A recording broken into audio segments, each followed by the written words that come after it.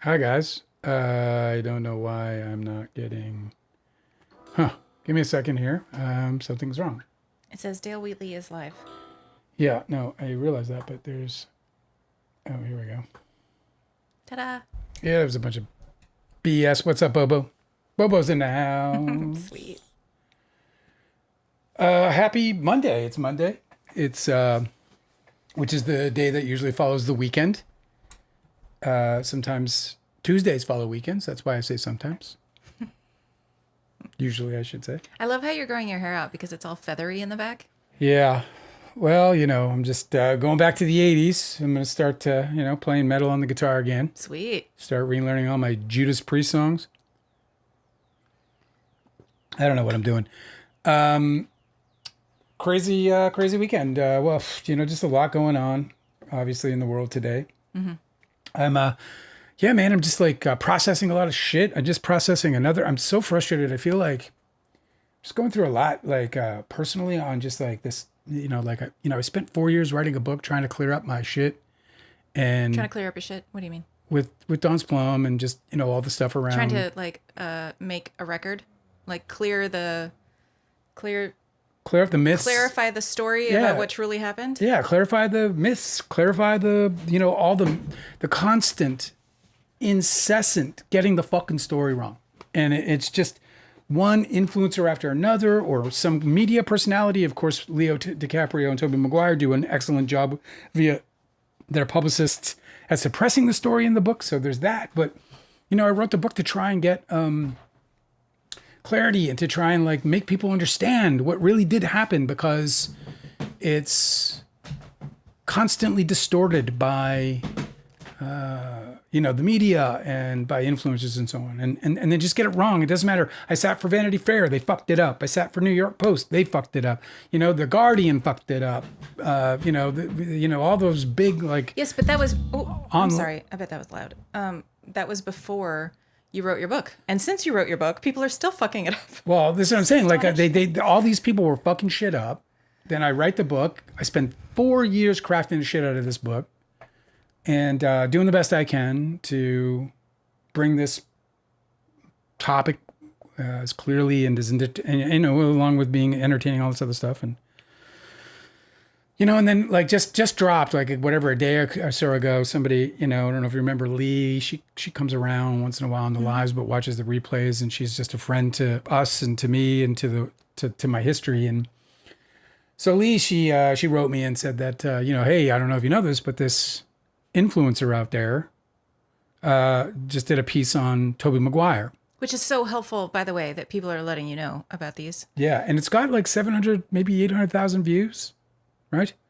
This guy's got 2.2 million followers, and all he did was get it wrong. Like all he did was fuck up every part of the story. He made a video about how Tobey Maguire is kind of like a secret villain, right?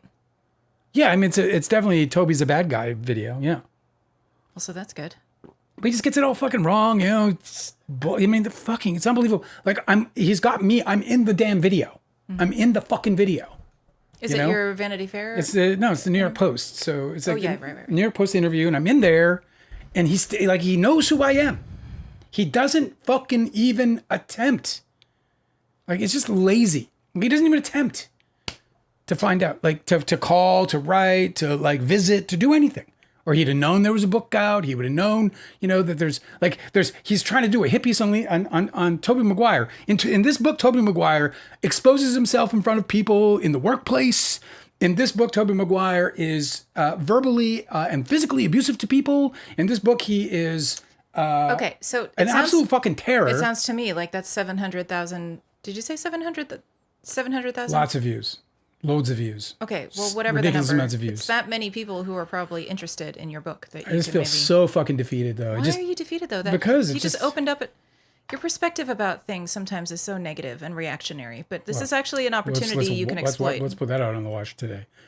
I mean, it's just like I know you feel beat up about people getting your story right, but isn't it an opportunity?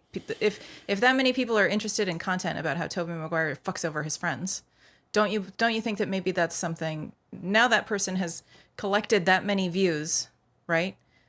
Like, have you gone into the comment section and responded to people? I just put a comment in there, yeah. No, but I mean, like, you could go into his comment section and answer people's questions. I intend to. I just found out literally just before the live. I got an email via freedomsplum.com. This is great. I think it's going to turn out to be fruitful. I think Lee sent you this video because it's an opportunity for you. Listen, since all of this shit with Leo's new movie and all this other stuff, there's been so much press written about me. I've got a whole loads of it, like written about me and my dispute with Leonardo DiCaprio and Tobey Maguire, and it has not done much for us and for the book at all. Yes, I know, but if I was your publicist, which I'm not because I don't know how publicists do their job, I would be like, cool. Now you have an opportunity to exploit that, right?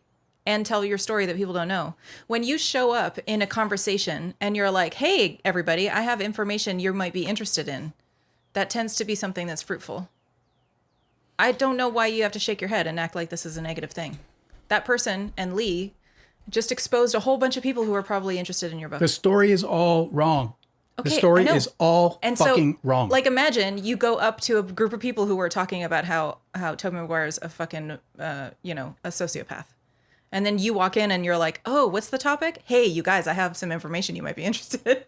I have a lot more elaborating about how Tobey Maguire fucking, like, exposed himself at the workplace. Like, all of those people are going to be interested in that. Yeah, maybe. We'll see. It's just. Why do you look so defeated? This is awesome. I feel defeated. Thank you, Lee. I do. I feel defeated. Really... I don't give a shit about press. I don't give a fuck that 600,000 or 700,000 people saw my face or heard the small snippets. You do of give a shit about press. That's what you're upset about. That people keep getting your story wrong in the press. Okay, wrong press. I don't give a shit about wrong press. Yes, it's an opportunity. If you took that to a publicist, they'd be like, fantastic. This is something I can work with. Yeah, but I don't have a publicist. I have a channel. You are your own publicist. What I'm saying is, if you put your publicist hat on, you can see this as an opportunity instead of being upset about it and doing nothing. Like, I think part of the reason nobody said I'm doing nothing. I'm gonna figure something out. This isn't the point of this live. I'm just letting this out. I definitely don't want to get like dissected about it. I'm frustrated. People are fucking. They just like refuse to do a modicum of fucking actual work of research to find out what's really going on. The guy's doing this whole entire hit piece on how fucking horribly human Tobey Maguire is, and I've got the worst part of him in this book that nobody's ever read before unless you've read the book, right? Unless you've read this book, you've never heard the horrible shit. They're fucking stuck on the poker stories that everybody knows about, and so on. He's far worse than that. I mean, those are pretty bad. Okay, all right. Anyway, look, it's just frustrating as fuck. I wish I knew how to get my story out there, and I just don't. And it just frustrates me. Yeah, usually people pay somebody. How much did fucking Baldoni spend? Fucking $30K a month. Yep. I don't know how much publicists cost, but we don't got it. It's devastating to me. It just feels like I am,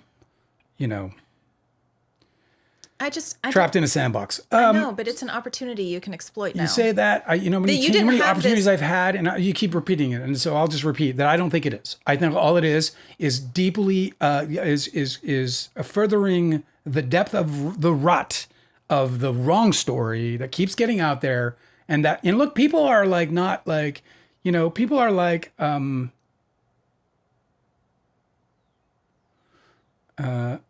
slow here, the chat today. Oh, yeah. Well, yeah. Maybe because they don't want to hear me bitching. All right, listen. Let's just drop it. It is what it is. It sucks. It's bad for me. And that's the way it is. It's just the way it is. What's up, you guys? I hope you guys had a good weekend. I had a pretty good weekend. This fucking headache and stuff, that's the other thing. Like, I'm just battling with all this, weird shit that's going on with me physically on top of it all. So it's just been a struggle for me all weekend. But, otherwise I had a pretty good weekend. We binged on a trial. Like, we are almost up to date. We are behind one day right now. We're not behind a day. We're behind one witness. We're almost all caught up today. Well, we have today's trial we haven't watched, and then we're almost. Yeah, but we're 2 hours behind. We'll finish, whatever was Friday's, and then we'll. No, there wasn't Friday. I'm saying we're all caught up. We're like a couple. Or whatever the last day is that we're on. That's today. The day. The video we were just watching was today. Yeah. This is today's. Yeah. Wow, so we're almost caught up completely on this trial. I just said, yeah, where there's one witness that we have. I'm just going through the realization of it. Yeah. It's, It's, we binged it. There was one person who was like a forensic accountant, and she testified the entire day. It was just her. And I just skipped that one because I was like, okay, well, I can definitely go back to it. And I kind of like skimmed the timeline to look for documents. Yeah. And I think it seems as though what she was presenting was evidence of fraud we're talking about the Kouri Richins trial, though, also. Didn't get that out. Mention. Yeah. I mean, it's on the thumbnail, but whatever. Kouri Richins apparently committed a ton of fraud. She was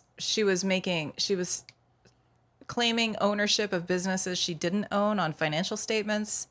She was drawing money out of other people's trusts and their house valuation. Like, I don't know what it's all called because I've never lived in this world where people have a ton of money. But I don't know. I think that she's going to get absolutely like blown to smithereens in the civil trials about fraud. However, have you seen any evidence that makes it seem like she committed a murder against her husband? Because that's what she's on. That's what the trial's about. Let's just qualify this thing, right? So Kouri Richins is in a very Richins is in a very bizarre, like it's in a totally bizarre trial, and the trial is that she's on trial for murdering her husband, and the allegation is that there are a couple of allegations, but she's only on trial for one of them, which is murder. But what the prosecutor is bringing in as far as evidence is that she, at one time, according to the prosecutor, attempted to murder her, and according to her husband, in terms of witness testimony, that she tried to or attempted to murder her husband. Murder specifically by poisoning. Yeah. That she delivered him a sandwich on Valentine's Day, and he got sick from the sandwich, and he was joking, well, I thought she was trying to poison me. Yeah, and then they're also now alleging that she spiked a drink, a celebratory drink. She's a real estate investor. She buys properties, fixes them up and flips them or rents them. And they're alleging that she had just closed a big deal on the night that he died. Giant fucking, I don't even know what the deal was. It was a big deal. And they were celebrating. And so they had a single drink. And the prosecutor is alleging that she spiked that drink with fentanyl. He died, his name is Eric Richins, and he died from an overdose of fentanyl. And it was a fucking large overdose, like apparently 4 times the amount that you'd need or something to that extent, that you would need for a fatal dose. And so that's the allegation against Kouri. And we have watched this trial all the way to its current day. And it is an utterly, I find it almost as fascinating as Karen Read, just short of Karen Read, because, with Karen Read, the thing that, the sort of the dark cloud that sort of hung over that entire trial was that it was the cops who killed her husband and are covering it up and blaming by blaming her. That made it so scandalous. So it made it very, very scandalous. But in this case, it's very close. And part of why it's so close is, or why it's such a close and intriguing trial is because, a couple reasons. One of the reasons that people are kind of clinging to is that she wrote a book about children grieving the loss of a loved one, like a parent. Yes, she did write a children's book about grief and how children can grieve a parent's loss. She has 3 kids with him. Yeah. And they are very young when he died. Mm-hmm. And man, he was extremely involved with the kids too. So for sure, it's got to be really, really difficult for her. Exactly. It's got to be so difficult for her. Well, and so I was like, oh my God, how fucking scandalous that is. Like, I can't believe that she tried to exploit the death of somebody that she murdered. Right? That's how it's presented. It's grief author murder trial. And I kept waiting for evidence from the prosecutors that she was at all involved with the cause of the ingestion of this fentanyl that poisoned him and killed him. Yeah. Like, the medical examiner says that there was absolutely no other cause of death. He was His lungs were injured. He was also battling a viral infection of COVID. And a pretty deep one because it had lasted for like over a month. Yeah, she claimed. He wasn't clearing it. Yeah. She claimed what? That they had COVID weeks prior to his death, but that she believed that it had passed. Right, because the government says that you only have to wait like 3 days before you return to your job. So people are like, oh, well, that's done. Yeah. As soon as you're feeling better, then you must be better. Yeah, and by they had COVID, I mean that her husband and her 3 boys. Yeah. So 5 people in that household were infected with COVID. And it does turn out that his autopsy showed that his lungs were fucked royally. His lungs were completely fucked because he had, earlier in his career, he's a stonemason. He'd inhaled a bunch of like stone shards, little like stone dust. And and I learned this, your lungs will make like granulomas. They'll like encase them in order to like isolate the offensive foreign material. Yeah. And then that sometimes can turn into cancer. But for him, it wasn't cancerous. It was just like his lungs were completely covered in this shit. And so they weren't functioning very well. Yeah. Now, he was super athletic. She says that he had a back injury and a knee injury, but he was still extremely athletic and you couldn't stop him. Like apparently he ran a 5K recently. And so that kind of makes not recently, no. He's been dead for a while, but recent to his murder or recent to his death. That's true. It was a phone call that we heard. It was like a few months after his death where she said he just recently finished a 5K. Yeah. But I'm not saying recently. He died in 22, right? Was it 22? Do you know what I'm saying? Yeah, I'm just clarifying for people so that so the timeline isn't. She said recently, just after his death. She didn't say I don't know what time it was.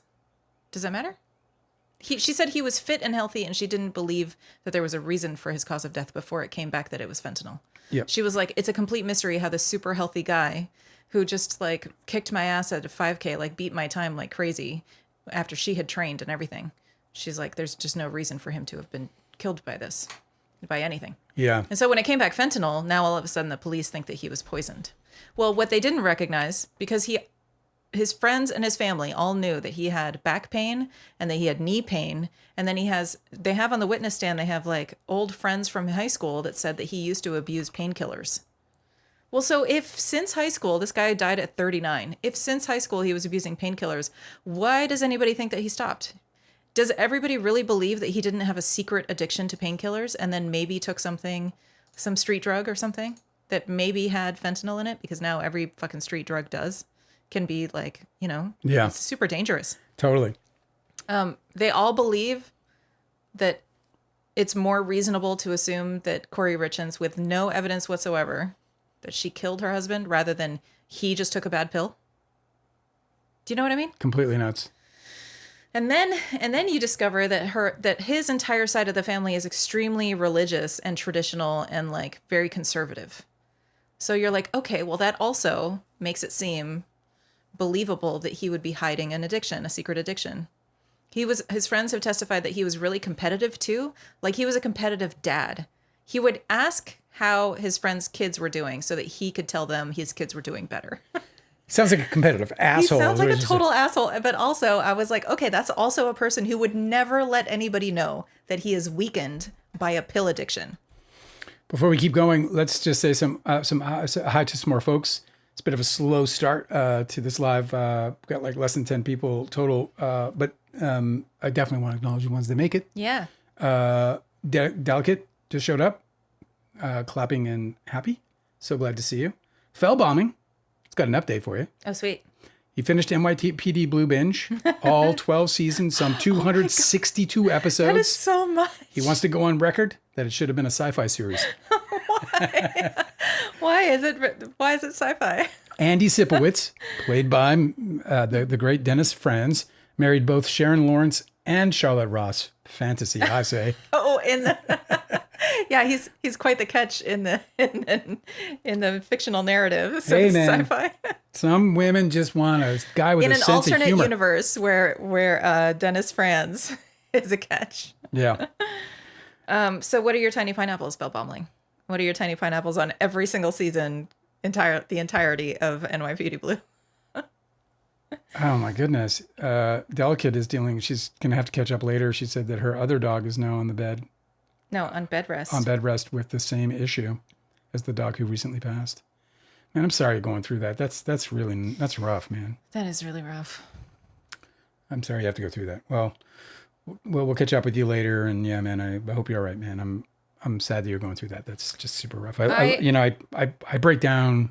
Well, you know, we've lost, since we've been together, our 14 years together, we've lost 2 dogs. Uh-huh. And one of them, very early in his life, he just suddenly got explosive diarrhea. And that was really horrible. It was like the vets were sure he had been poisoned, but the dog literally was never out of my sight, and he couldn't have been poisoned by anything. It was a total mystery. They think maybe it was some sort of like cancer that just took him, because they literally could not find out what was wrong with him. Yeah. And he got unwell so fast. It was like he got sick, and then 2 weeks later we had to put him down. He just like completely failed.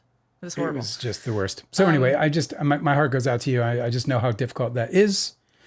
I'm sad as fuck for your dog, but even more sad for you, because you're the one who has to deal with it. And so I think some dogs get super lucky though, that they have really, really good owners, like very, very caring, very attendant, very responsible owners. So when their health fails, they don't have to worry about being completely taken care of. And I think that's the case with delicates. It's intravertebral disc disease. Intravertebral disc disease. Thank you for clarifying. Yeah. Phil Baldoni said of the New York NYPD Blue that it's amazing that it stayed up, that it was so consistently great all the way through, well worth the watch. I once again, I'm going to say, I think that it was NYPD Blue that was the series that was the standard, the gold standard for that led to the great premium TV. Like, I think that was the model. I think everyone was like, we want to be NYPD good. Like, it was the first show that I ever saw, and I didn't see all the episodes, but I watched a good bit of it. And there was a good, and that show to me was the first show that, like, where it felt like you were really truly immersed in it. Like, it was, you know how like in The Sopranos, you feel like you're, you know, in the room with the families, you know, doing the thing, maybe not on the boat. But you know what I mean? Like, where there's like there's something relational going on between you and them. And, you know, a lot of people say that about my book. A lot of people say that about Don's Plum, where you're just like, it's kind of my favorite thing, is if you can really like make people not be watching something, but participating in it emotionally, you know? And not through just the sort of invocation of like the work, but the actual like feeling or simulation of experiencing what's going on all around you. And NYPD Blue did that for me. It was like the first show where I felt like I was truly immersed in that world. And so I truly believe that it was, again, the sort of, you know, the standard that led to the great series that followed it, things like The Wire and NYPD and Sopranos. Would you watch it? Would you Delicate said she caught it before the dog is paralyzed, so she thinks that she'll be okay because they caught it all the way. That's fucking great. Yeah, that's great. That's wonderful. That's great news. God, I thought you were dealing with like another. Well, good, man. Keep us up to date on that, man. I want to know what happens to your dog. But yeah, man, I'd be spooning that dog until it's better. Hey, I have a question for you. Try for an Would answer. you binge watch all 12 seasons of NYPD Blue? Again? I mean, What do you mean, again? Well, I haven't watched all 20. I would say I probably watched half of them. I don't really. It's hard to remember how much I've watched. Yeah, I'd watch that show again. It's great. It's a great show. Can you like NYPD Blue, the show, if you, in real life, hate the cops? Absolutely. Really? Yeah. I mean, did you like? Well, you didn't like The Wire. You didn't love The Wire. You liked The Wire. No, I liked it. I just thought it was kind of boring sometimes. So. Yeah, your personal feelings with the police shouldn't have any bearing on whether or not that you enjoy the show or not, because it's humans, man.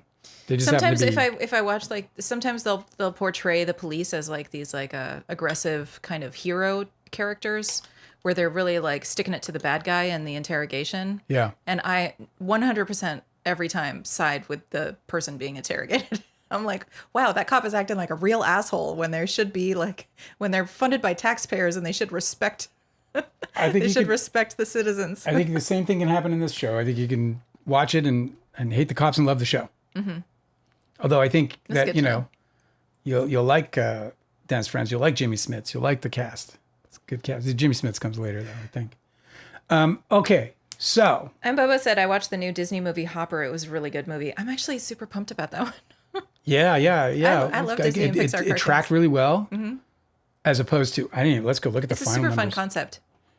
But it was tracking well. Reviews were great. Like, the previews were great. I also think that they're super ahead of the curve too. Like, I don't know if like the CIA runs Disney or Pixar, but they always seem to like introduce these concepts at the perfect right zeitgeist time. Like I think that there's going to be major advancements made in consciousness and communication of animals in the next like 20 years. I think all of our understanding is completely going to transform about that. And here Hopper is about animals learning to communicate with people. Yeah, so looking at this box office, I think Hopper won. That's awesome. Let me see. Pixar was back with Hoppers, which topped the box office and led to their biggest debut for an original in 9 years. Nice. Unsurprisingly, Scream 7 fell sharply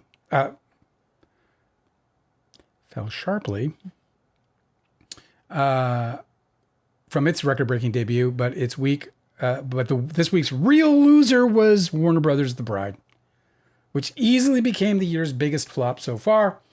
Well, we're in March, the beginning of March. The top 10 earned a combined just under 90 million. But let me see. Hopper's number 1 debuted with a pretty good 45.3 million in 4,000 theaters, but word of mouth is good. I mean, we're already getting some right here, so we'll see how well it holds from its usual drop. Let me see. I'm trying to find The Bride. Actually, you know what? Let me do this.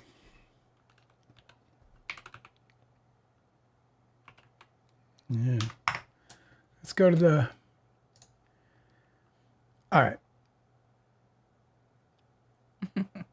You're going to love this. I discovered a celeb legal drama. They're trash talking Baldoni in a very delightful way. So I'm going to share this with you.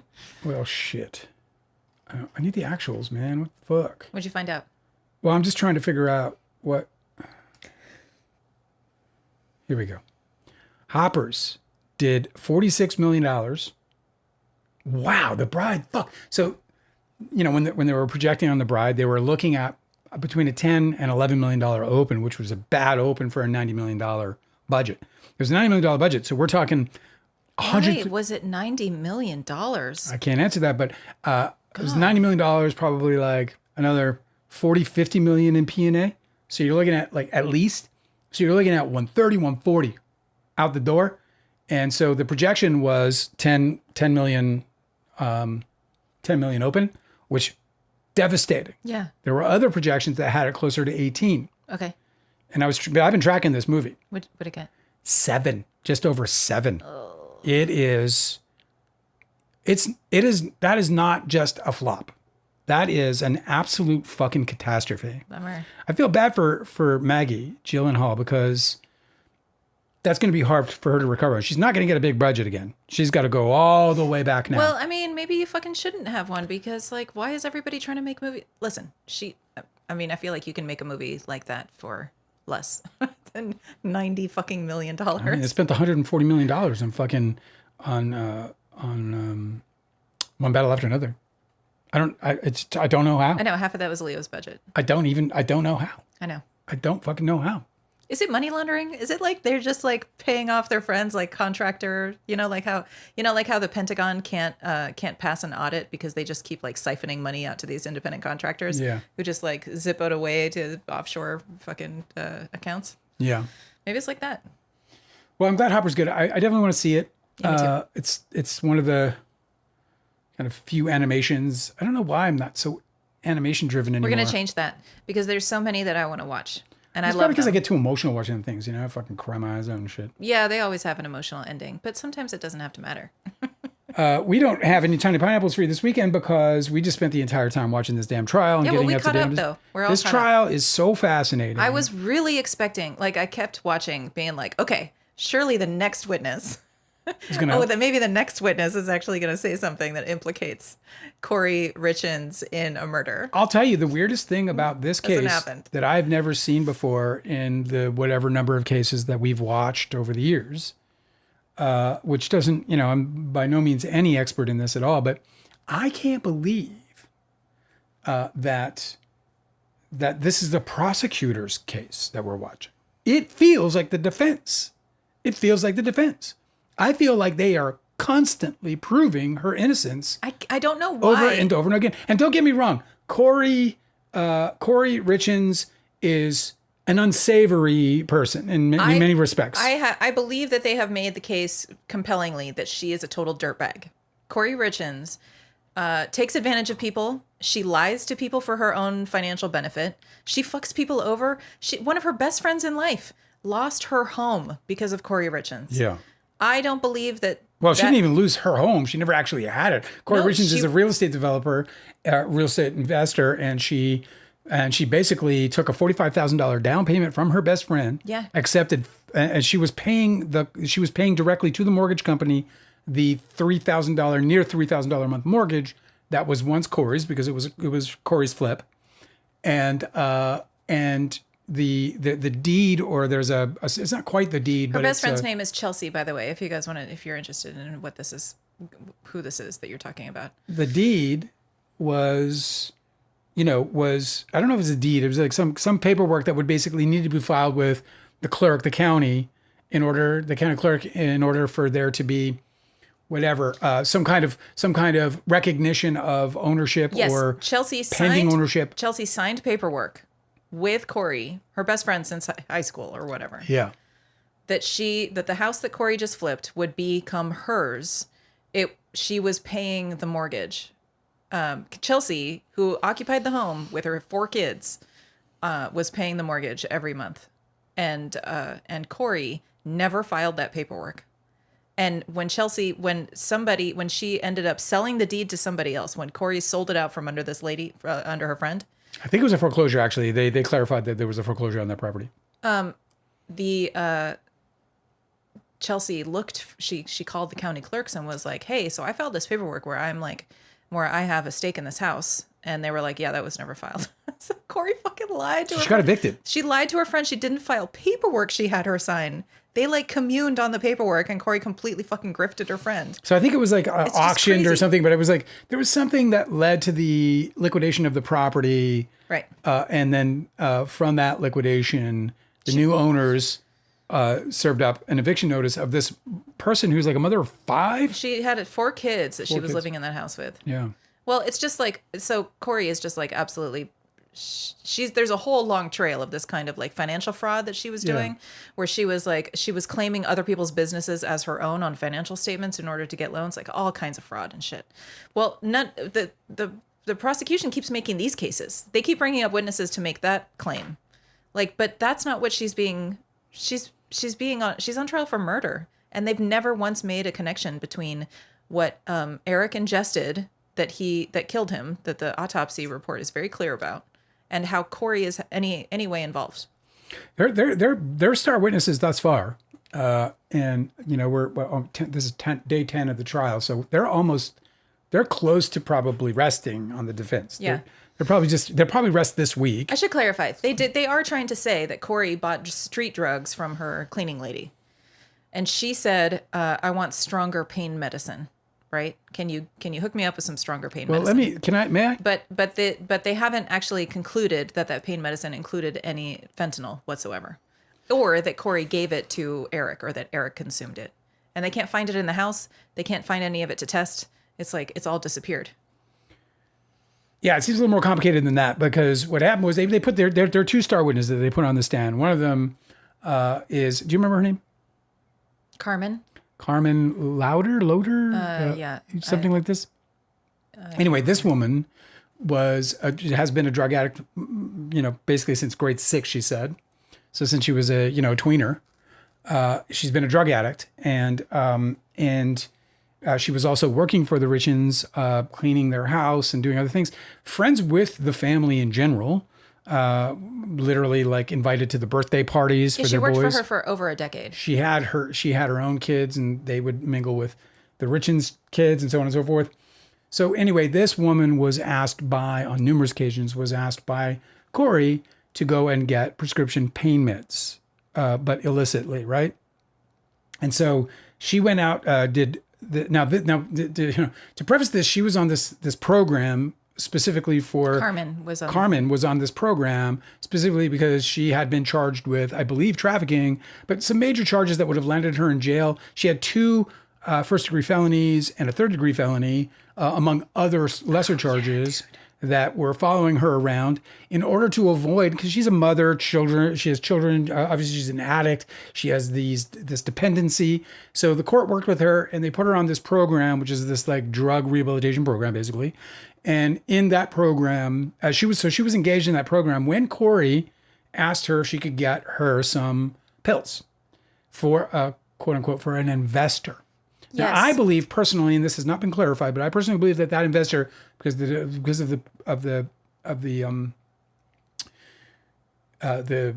pain described by Kouri, sounds like her husband. Yeah, she said back pain. Back pain, and that was his major issue. I saved what the interrogator told Carmen. By the way, I wrote it down. So Carmen's on probation, right? She's in the drug treatment program where she has to check in with her probation officer all the time. She has to constantly present herself for like spontaneous urinalysis testing, and then like she has a bunch of rules she has to follow. Like she literally can't even drink alcohol. Yeah. She can't leave the state without a prior approval. She has a boyfriend in another state. It doesn't matter. She has to like ask for approval to travel. Urine analysis on a regular basis. She gets busted because she is dealing drugs to Kouri, and the police try to roll her over saying, listen, you're going to go to jail for 7 years unless you give us information that implicates Kouri in this crime. And they explicitly state that. I wrote down what the police told Carmen. It gets worse because they also told her that she could be facing a 20-year sentence federally. Yes, I saved it. It's incredible. So this is exactly what the police says. The police say to her in the interrogation video, so here's where it's at with your case and your drug court. We're looking to pull your drug court deal and ask for 7 years on your 2 firsts. They're referring to first-degree felonies. Well, they didn't say that because I verbatim wrote this down. They didn't. They said they're going to. They're cops. They're talking about the DA. Just for clarity, the cops. They are looking to pull. This is verbatim. Okay. I wrote it down. So here's where it's at with your case and your drug court. They are looking to pull your drug court deal and ask for 7 years on your 2 firsts. 5 years for the first felony and 40% portion for the second for 7 years. The only exception to that, and the only thing that they're willing to kind of help you out with, is if you could help us out with this. And then the other police officer speaks up and is like, that's still too vague. And he says, he means like give up the details that will ensure Kouri gets convicted of murder. So before we go any further, let me just clarify that, like, the thing about the Karen Reed trial I said earlier was that it's, this cloud that hung over it was this idea that Karen Reed's husband was killed by a cop who had been having an affair with Karen Reed, and that he went and confronted him in this house, and then he got attacked. They think he might have hit his head on a some pavement or whatever, and then his body was then thrown out onto the lawn to make it look like a snowplow might have hit it and killed him. And then instead, they ended up with a situation where they were able to try to pin this thing to Karen Reed. But the whole like underlying sort of weird, nasty part of this was this wild cabal of police who, were this like cogent unit of like deception and lies, and they were kind of almost like organized crime. They sounded like an organized crime unit, the way in which they operated in their neighborhoods and in their district. And in any case, that was this whole overhanging theory on the Karen Reed trial to try and explain to some degree at least how this person's body got to where it was and how they ended up dead in the first place. What is similar in this case, and I find just fucking fascinating beyond belief, is that I think, and this is just my theory now, I think it's eventually going to come out as the defense's theory, potentially at least. But I think that this family who might be Latter-day Saints. They're out of Utah. But they're highfalutin. They're not connected well to their son at all in terms of reality. Like their son and brother. No, they spend a ton of time. The family told a story about how they're constantly all together. I'm saying, but they don't know his secrets. They don't know his secrets. They don't know his secrets. No. Because it's one of those situations where you can tell, like, there's this unit, right? Like these guys it's old money. Mm-hmm. So they live on a fucking, what is it, a ranch. And the ranch is been in their family for generations. Yes. And so they're just generationally wealthy. And, there's which is why the police and the prosecutors are trying to do the family's bidding. Maybe, but I do certainly there's some influence there. But if you they got to this point by the family having a predisposed confirmation bias on the guilt of their sister-in-law, brother-in-law, or their daughter-in-law, and their sister-in-law. So go ahead. One of Kouri Richins' friends testified. He was like, listen, he was telling Kouri on the phone. This was after his death. They're like, what Eric's side of the family knows, and what I always heard was the bad things about your marriage. He would never come and talk to us and seek our guidance and like a shoulder to cry on when you guys were happy and everything was good. He was never going to tell his family on his side that you were doing so great about this thing and that thing. He said that his family only ever heard negative things about Kouri. The guy sounds like a giant piece of shit. He was constantly turning his family against his wife. And she comes from poor people, and they've been generationally wealthy. So I just feel like it's so clear that there's this huge divide where they cannot discern how it's possible for their son to have ingested fentanyl on accident or on purpose. And so they must believe that this woman who their son, who Kouri Richins has been turning them against for so many years. Well, there was a bunch of things. Can't possibly be involved. There was a bunch of things that started to surface around it, but they immediately suspected her. As the evidence started pooling in, and the cops started doing their investigation, things like an affair, between her and this guy and this testimony, bro. Like, here's the thing about this trial that's so wild is the testimony. I mean, the testimony has been really like stellar. I mean, there's a lot of, as you'd expect in any trial. They put her boyfriend on the stand, the man she was having an affair with. It was riveting, dude. Yeah, it was. It's crazy. It's just, anyway, so the testimony is outrageous. It's crazy. You wouldn't believe some of the things. And then it turns into a romance novel, bro. She's having this affair with one of her handymen, who actually moved to Utah from South Carolina, North Carolina, one of the Carolinas, moved from one of the Carolinas where she had originally met him when she ran an ad for a handyman for a flip she was doing in the Carolinas. And, they'd worked together then. And then there was like years apart where they never spoke. And then they started speaking again. He ends up moving to Utah to work with her on doing these flips. He himself wanted to pursue flipping properties, so on and so forth.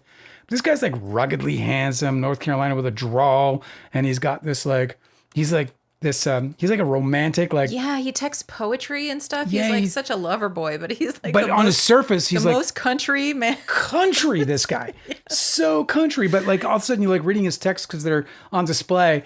And they're just like emotional and kind of beautiful. And they're like just right out of our moment. You think Colleen fucking Hoover wrote this thing. It was amazing. He even writes in the text one day, he's like, I am my mother's son. And I was like, there's it. That's the country way of saying that you're a softie. He's a softie. So anyway, so he's up there and he's like, he's crying on the stand because he's like, he wanted to marry this girl. But then he's, the shame kind of set in that he's involved in this love triangle. This love triangle that she put it, and he argues with it.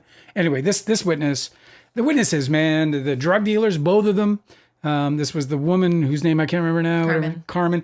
And then there was another guy, Robbie Crozier. Robbie Crozier was a blast, man. This guy got up there and he basically looked the jury in the eye and he was like, the cops tried to put words in my mouth. This was a witness for the prosecution. This is what I'm saying. I can't fucking believe that this was their witness. They put this guy up there and he was like, the cops are basically putting words in my mouth and telling me what I did and what I said and whatever.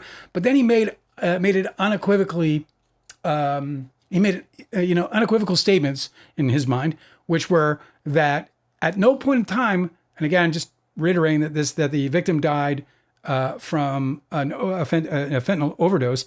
This dealer was the guy who provided the oxycodone pills for the middleman, in this case, middle woman, which is Carmen, and then Carmen brought those pills to the accused, to the he was actually really defendant. educated about what the drugs that he was dealing were. Like, well, he was getting them from prescriptions. They but were he was real. actually like he wasn't just like some like dirtbag that just like fell into it. Like he seemed like he actually like knew his product, which I was really impressed with. So he emphatically said, "I was not dealing fentanyl. Yes. I didn't even have a fentanyl source at the time that I provided the pills for the defendant Amazing.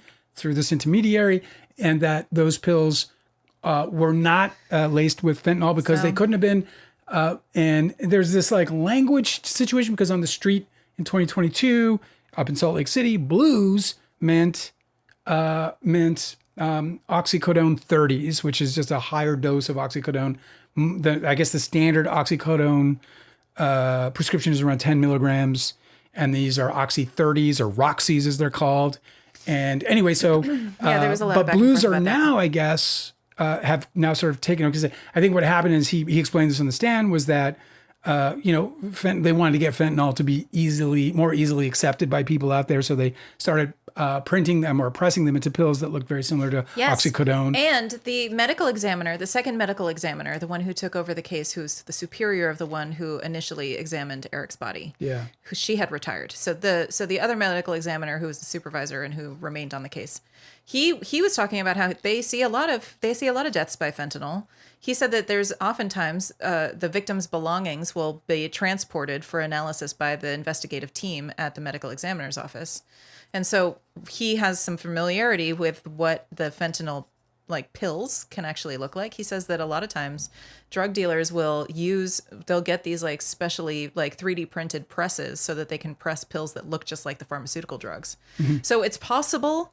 Here's the thing though, this there's so much doubt for the jury. It's possible that what she bought was something that had fentanyl in it. There's no way that she knew it. The drug dealers that sold it said that they didn't believe it had it. She could have not known it. It could have just been a completely accidental thing. Yeah. And nobody seems to be at fault. And also there's a ton of doubt whether that even happened. Yeah. We're going to jump right into to reading the Baldoni stuff, momentarily. But I do just want to touch on this trial because I find this trial utterly fascinating. And in particular, because of this, sort of underlying love triangle between, the defendant, her lover, and Eric, the victim. And also his family on his side seems to really have it out for Kouri Richins. And that's the big thing for me. That's a really big part of this case that I find truly fascinating. It's really sad. Anyway, it's just a dope ass case. I really think you should check it out if you're interested in the true crime world, because this is another one that if it doesn't come back as a not guilty, which I think it has we're still early in the trial, it's day 10, but if it doesn't come back as a not guilty, then I think it's almost certainly going to come back as a hung jury. And I think we'll be in that situation again and I do wonder, we'll see if a hung jury will be enough to scare away the DA. This poor lady. But I can't believe she might be going through it twice, and she's been in custody since 2023. And the other thing that I think is really suspicious about this family is that I don't think they wanted those kids in her custody. And I think that was a part of their motivation. I truly believe that they believe that she is involved in the death of their son because they cannot accept as good, Latter-day Saints. They know that she buys drugs from drug dealers. Yeah. They know that she drinks a lot and parties. She said that all throughout the testimony, like phone recordings and stuff. Mm-hmm. She knows. They also know that she is kind of a mess. She's like super emotional, and in all of the audio recordings, she's shrieking. And all of these people are so put together. I wonder whether they're just like she's unstable. Oh, and that she's committing fraud here, there, and everywhere. She goes into crazy amounts of debt and commits all this fraud in order to get out of debt, and she succeeds. But this is not what rich people want to deal with. Well, there's a bunch going on there. There's so much stuff though, because the one thing that she's like, the big number is that she mortgaged the house that they lived in for $250,000.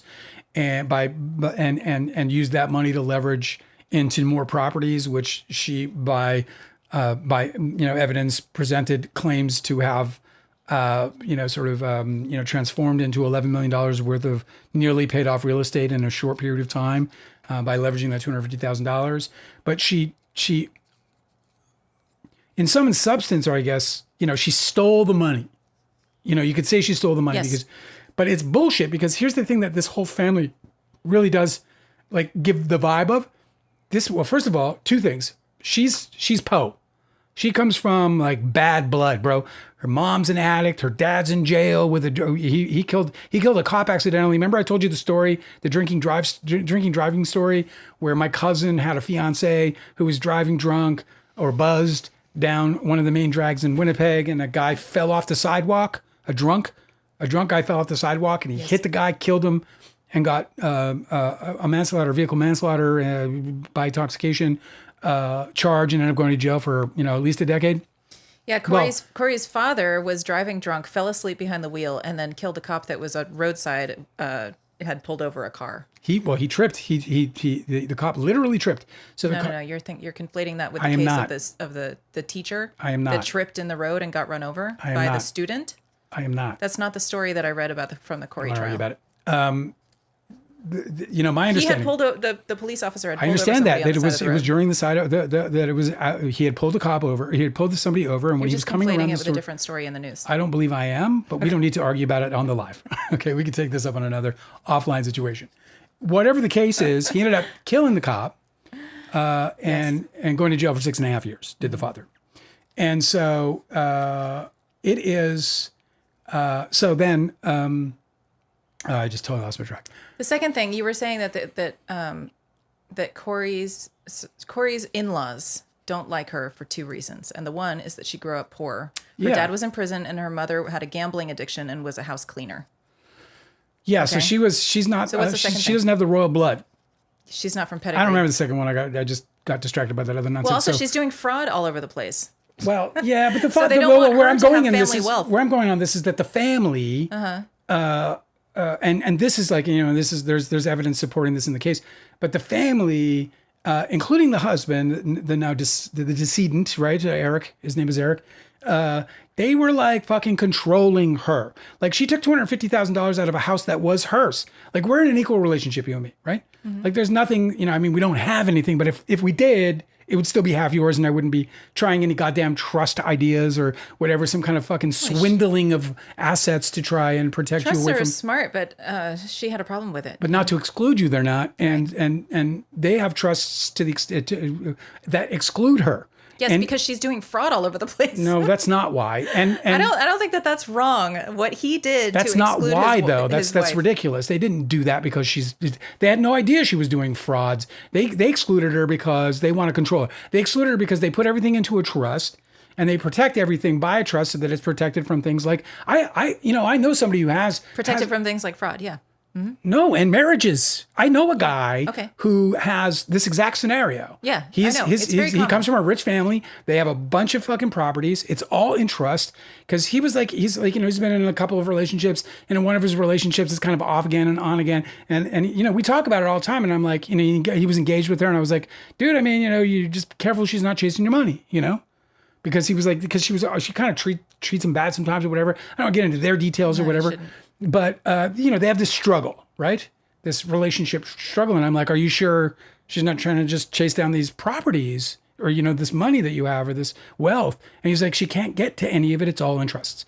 And a part of why it's in trusts was explained to me by him, was to protect the assets from potential, bad marriages and to anybody in the family. He has siblings and so on and so forth.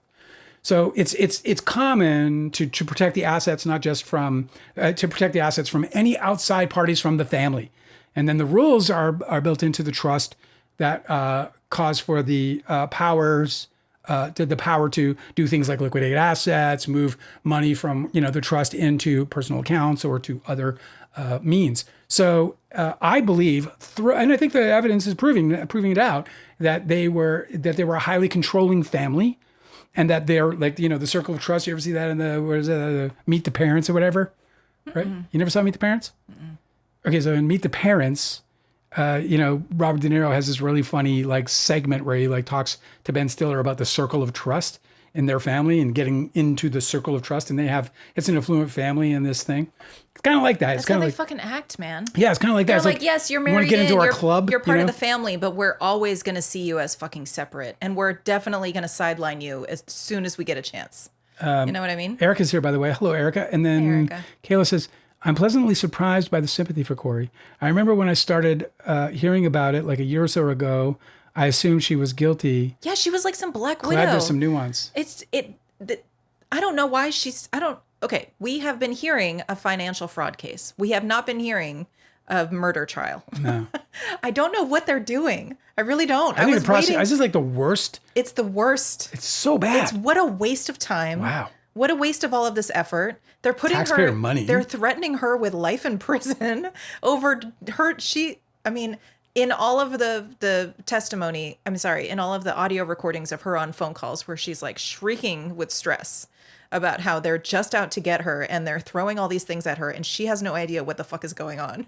Like, I feel for this lady. She's nuts. She's definitely a person who is not trustworthy. She's committing fraud. She's fucking over her friends. She's doing all of it.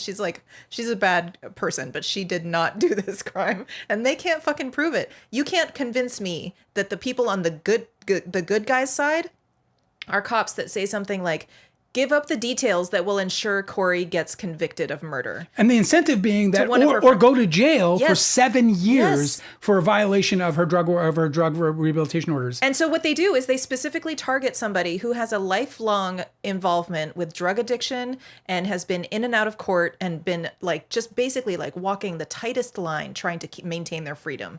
And they dangle it over their heads and they're like, this person obviously, and the cops target them for this very reason, the person's obviously going to be like, yeah, I'll invent some facts for you, whatever, if it fucking saves my ass. Like, what do I give a shit? Dude, the other drug dealer, Robert Crozier, in his interview with the cops straight fucking lie to his face. Yes. They say to him, the drugs that he sold to the person that relayed them to Kouri, or not to Kouri, to Courtney, who then gave them to Kouri. No, Carmen, to Carmen, who then gave them to, what you call it? Kouri.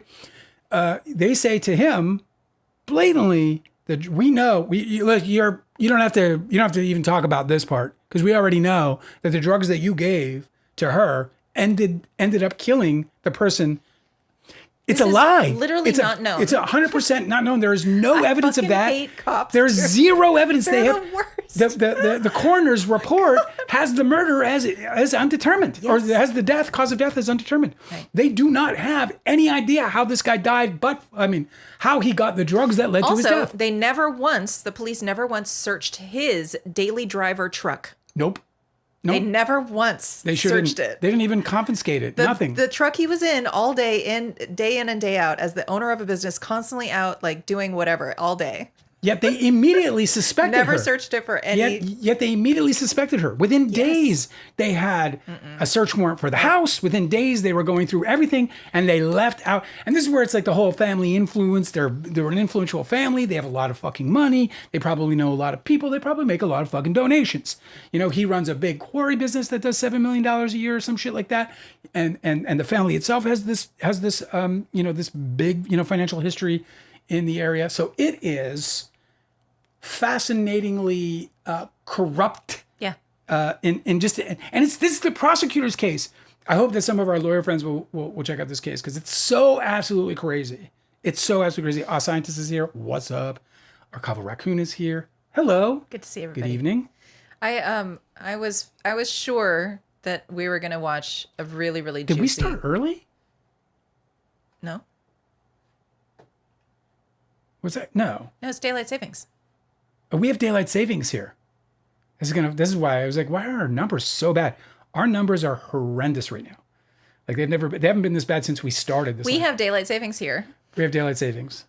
So yeah, we did start early, but we're on time for our time zone. We started an hour early. So it's stupid. so frustrating, dude. Well, British Columbia and Canada, they just flipped. They stopped. This will be their last time forward. And so now, if just like think about that, like in LA, it's Hollywood North, they call Vancouver, right? Mm-hmm. So now LA, they're out of sync. Yeah. They're fucking out of sync by an hour. They're used to it. Anyway. They're used to doing business like LA to New York all the time, so it's fine.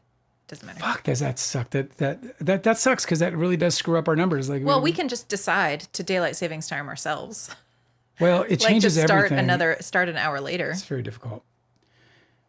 I'm sorry that you're missed out the first hour of the show because who pointed that out? That's a really good. That was really helpful because now we get to decide what. Yeah, it was Archival. Thank you for joining us this weekend on the. Oh yeah, that was fun. Yeah, on the Fountainhead stuff. Kayla says it's legal for cops to lie to you. They can do a lot of that in the line of feeding confessions. I know that I didn't say that. Well, that's a problem in itself, right? Yeah. Isn't it? Like, aren't they supposed to be the good guys? So it's just so frustrating. No. Aren't they supposed to be? I'm not saying they are. Aren't they fucking supposed to be? No. Yeah, of course they can lie. Of course it's legal for them to lie.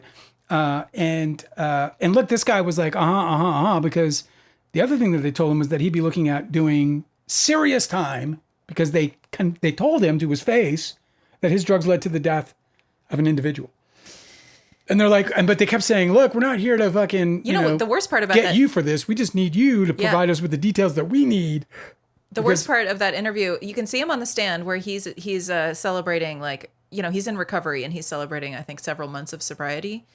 You know, and you can see like he's actually like with us, right? Yeah, he's but present. in the interrogation video, you can see that he's very, very, very clearly still under the influence of drugs when these two cops are trying to good cop, bad cop him and like and corner him about this. And you can see very clearly that he is not with it. And he keeps telling him, he keeps telling the cops that he's too confused and too out of it to even answer their questions, but they persist.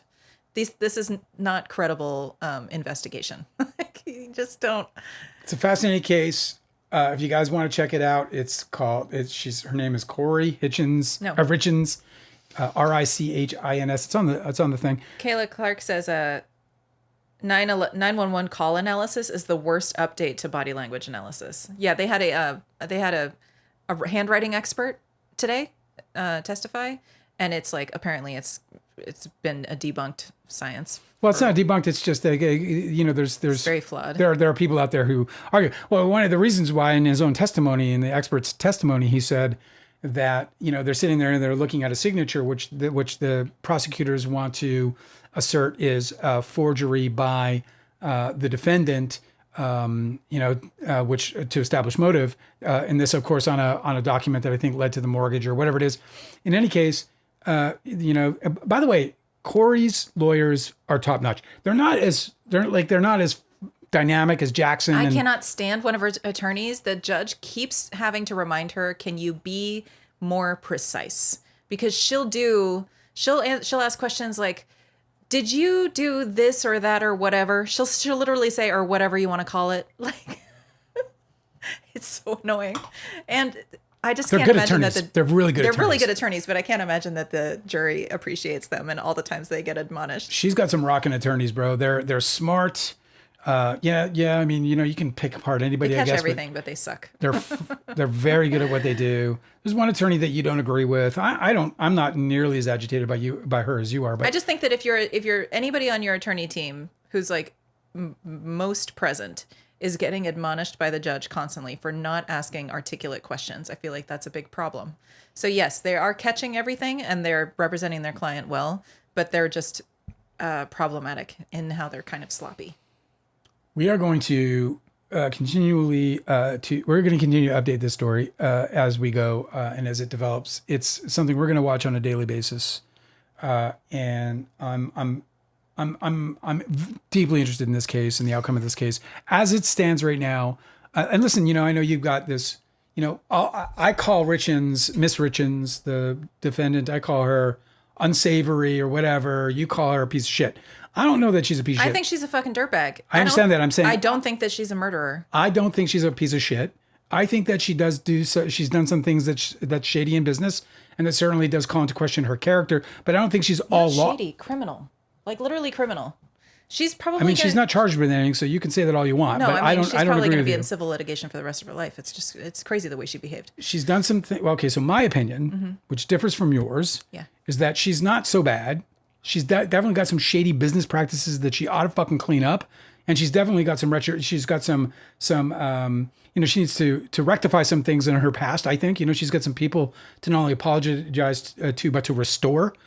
She's got some problems that I think she's, and look, I don't know how to diagnose in any way what leads to somebody being shady in business or whatever. Her ambition, I think, gets the best of her at times. But I do not think, not only that she's not a murderer, I just don't think she's like, apart from, I think the only question that she has in her life, and by the way, like she had this affair, so did he. They had a bad marriage, these two. Yeah. These two had a bad marriage. It was a marriage that they tried to reconcile later down the road, but ultimately it's just a bad marriage. And through what I think is horrible luck, this guy eats some gummies and that are laced with fentanyl, some THC gummies. No, I think he had a pain medicine addiction. I think that he had probably been taking either one is fine with me, while, but either one works. But he took drugs that he took a drug or a supplemental drug that he bought off the street. Yeah. I think he's been taking street painkillers for a long time. And I'm very surprised that what we haven't seen is any of his doctors take the stand. Well, yeah. Because all that they need to say for the defense to win is they need to say, yes, Eric came to my office and asked for stronger painkillers. And I said, I don't think that's a good idea. And he did not renew his prescription. Yeah. Then that means that he went to another source to look for stronger painkillers. And then that has absolutely nothing to do with Kouri. I think the guy had a pill addiction. His friends said that he was known to be abusing painkillers for for fun since high school. Mm-hmm. That kind of shit sometimes just continues throughout your whole life. Yeah. Well, anyway, listen, we're going to follow the story. We're going to follow it all the way to the end. What did you think of Kouri Richins' 911 call? It literally, Kayla Clark brought up that people are doing like analysis of it, like it literally how they made do me body cry. language analysis. It literally made me cry. Like, listen, here's my way of doing analysis, and I feel pretty fucking good at it. I'm not an expert. I didn't read any books or take any courses and blah blah blah. But I do feel like I've got my my personal inner bullshit detector is solid. It's not the greatest, but it's solid. Neither are the experts, and they'll tell you that themselves. It's like one of those. It's a fudgy science. It's a very fudgy science. Not dissimilar to, signatures or whatever else, or forgery or whatever else. That 911 call to me is so bloody authentic. Her confusion around the matter is extraordinary. There's another really extraordinary event in this case that to if I'm a juror, and this is my perspective. I'm not a fucking lawyer.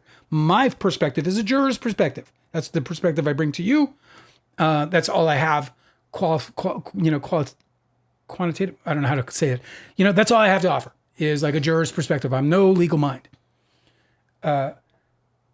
This woman is, first of all, in her 911 call, she's confused. She just woke up. She doesn't, but she's confused. She's confused by the death itself. Yeah. She doesn't understand it. But the one that really gets me, the one that I think really digs a deep hole for the prosecution is that she's arguing, okay, so that she calls the medical examiner and says, "What the fuck's up with the toxicology? What's up with the autopsy?" The autopsy, and they're still waiting on the toxicology report. But they tell her that when they looked into the lungs of this man, that he had COVID, which she said, "No, he didn't. No, he didn't." She was denying COVID. She said some of the most ridiculous things, and we'll get to that in a minute. Some of the most ridiculous. We'll get to that in a second. Yeah. But she also said, "Keep fucking looking." Yeah. She says to them, yes, that's right. Keep looking. She didn't take their answer as like, okay, great. You guys you're sniffing down the wrong trail. Yeah. You'll never find me. You're exactly. Wonderful. They're like, oh, you think it's COVID? She's arguing. Right. It can't be that. Keep looking. She literally has the medical examiner saying. That's not what a guilty person says at all. No, she's literally telling the medical examiner, you're getting it wrong. That's probably the best point about the entire trial. That is the most exonerating detail. That in that recording, she was like, I don't believe you that that's the correct cause. She literally says, keep looking. Yes. So she's asking to be investigated. The murderer is asking to be investigated. Never would that ever happen. Ever. At that point, she would be like, oh, that makes totally sense. Because, they had all tested positive for COVID just a couple of weeks prior to his death. Pardon me. It was actually longer than that. So they had all, and they thought they were over it. She had every sort of means to ride that as a scapegoat as a murderer. It would have been easy for her to be like, well, that makes perfect sense. She would have been able to tell everyone it makes perfect sense. It was COVID. No. First of all, she said, not only is it not fucking COVID, but his lungs were in great fucking shape. They told her that his lungs looked like they had suffered some serious damage from his stonemasonry business where he cut stones. She said they were filled with granulomas. She argued and said, no, he doesn't cut stones. He's the boss. He just drives around in a fucking truck. He doesn't cut stone. But he did. Well, I know, but that's not her perspective. I'm talking about her perspective. Yes, right. She's saying it's not real, dude. Yeah, right. So this woman is asking to be investigated. No murderer is going to fucking do that. Mm-hmm. But the 911 call, to your question, to me was incredibly emotional to me.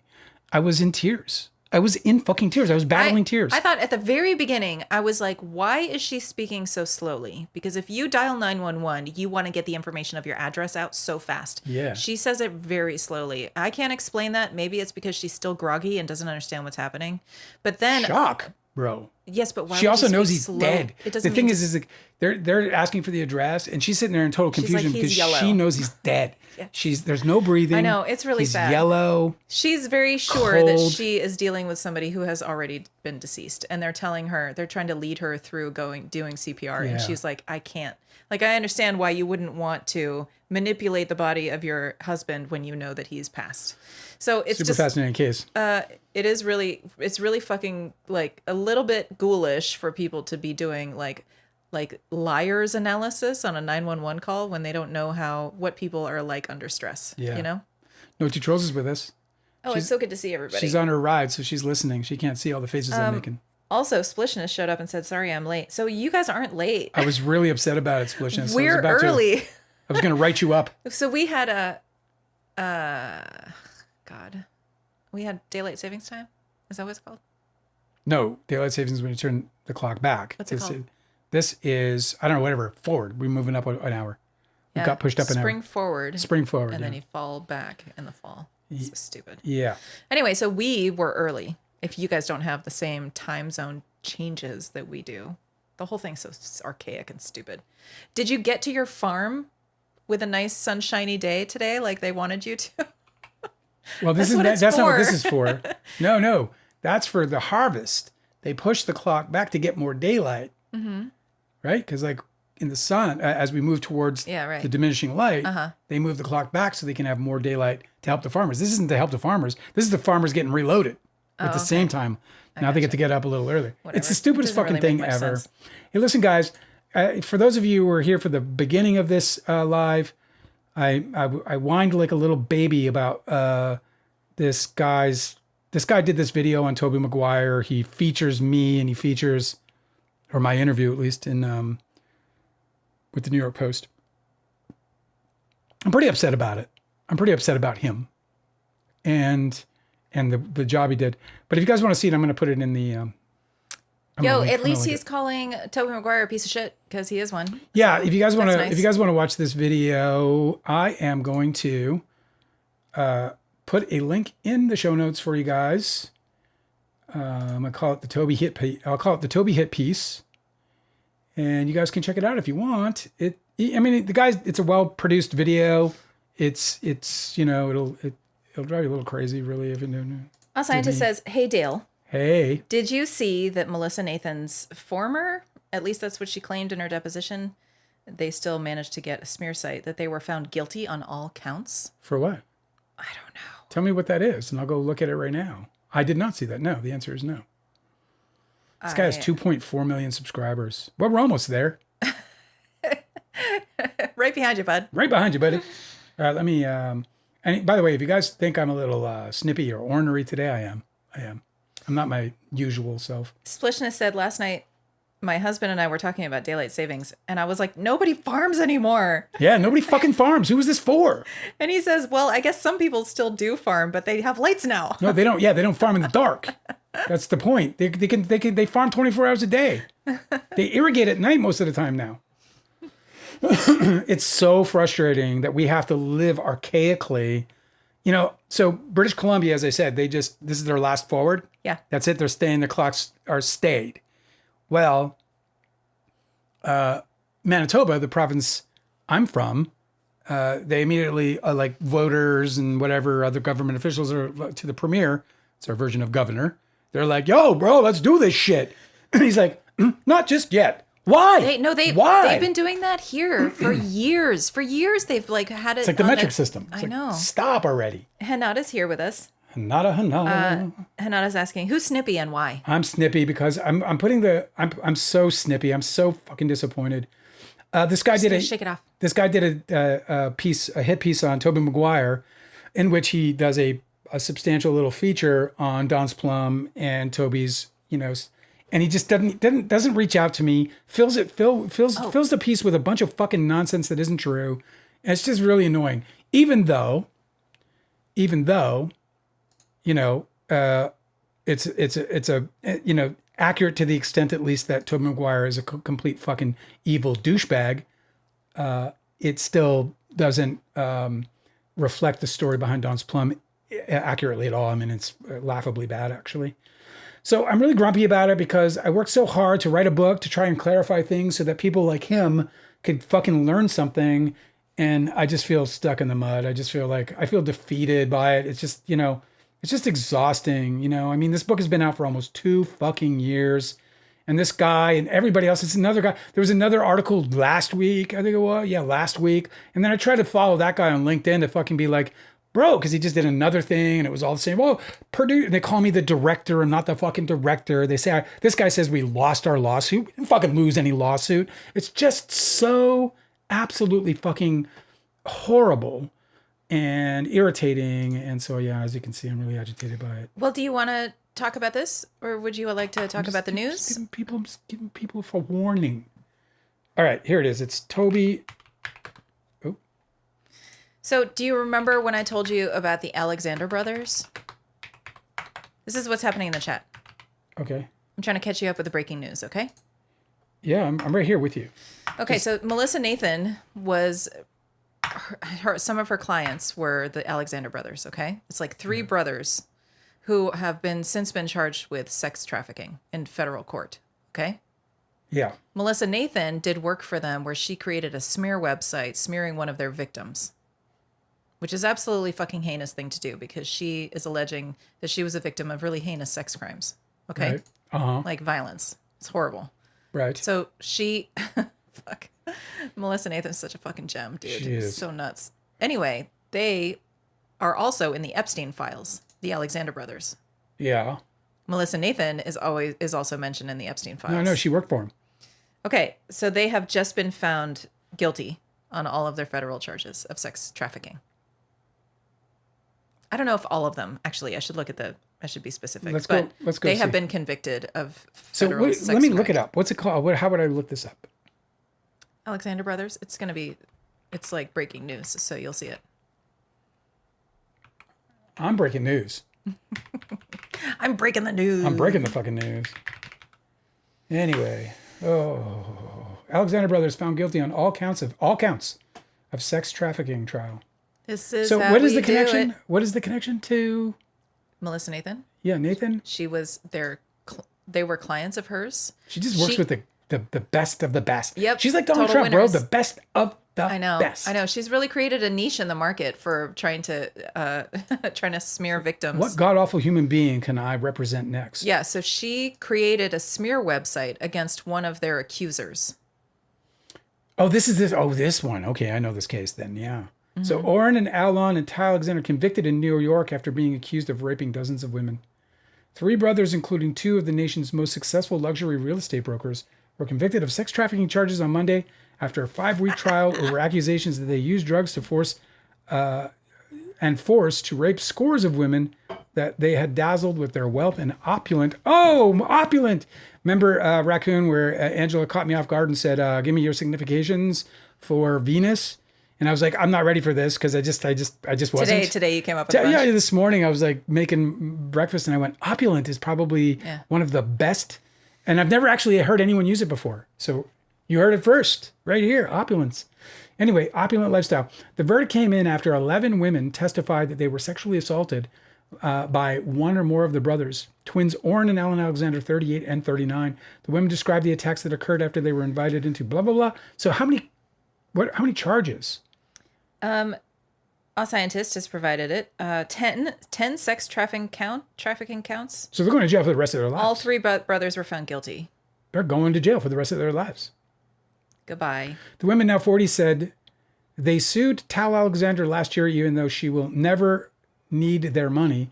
because she became upset that the Alexanders kept calling us gold diggers, shakedown artists, and con artists. Yeah, that's Melissa Nathan for you. If there's a kid with a stick who keeps hitting people, you take their stick away, she told the jury.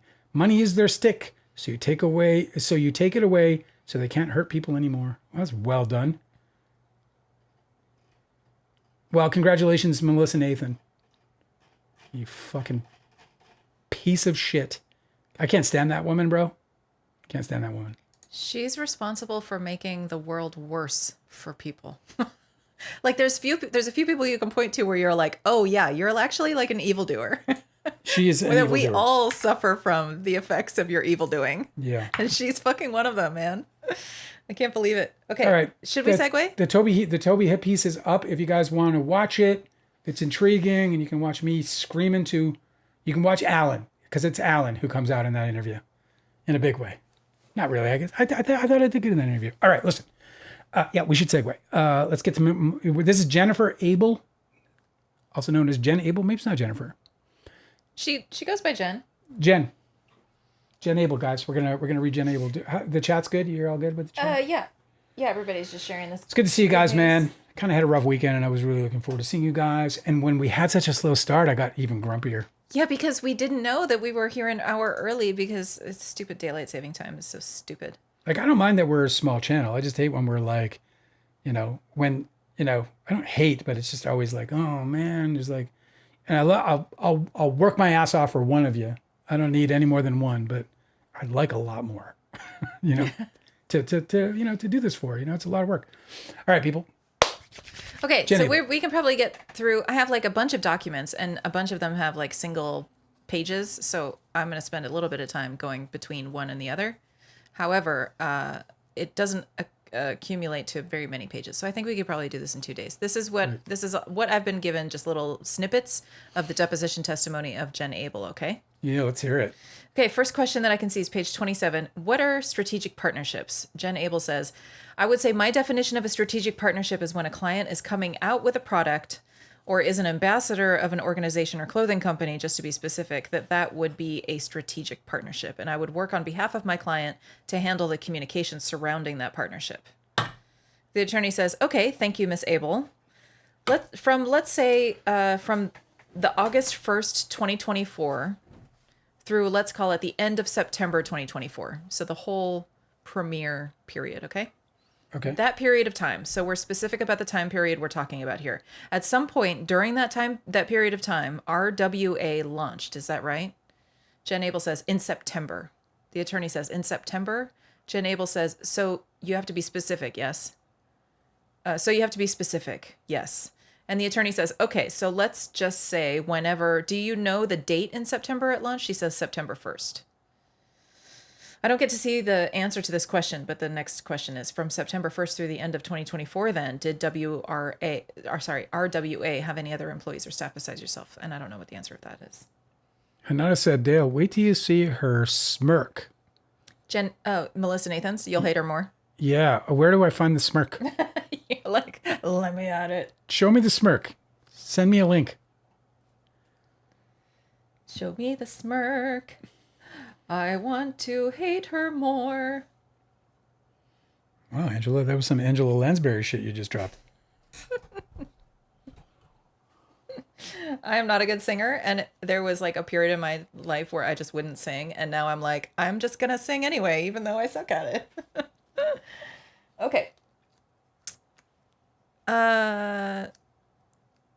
This is, I don't know what the first part of this question is, but the question on page 38 continues saying, you don't like the person's past or their history or their reputation. And Jen Abel says, I think to better answer your question, as a personal publicist, I'm able to make decisions based on who I think I'm able to represent based on my aligning values. Sorry. That is funny. That's really funny. In other words, if they're a thorough dirt pig, I'm in. Gottlieb is asking these questions, okay?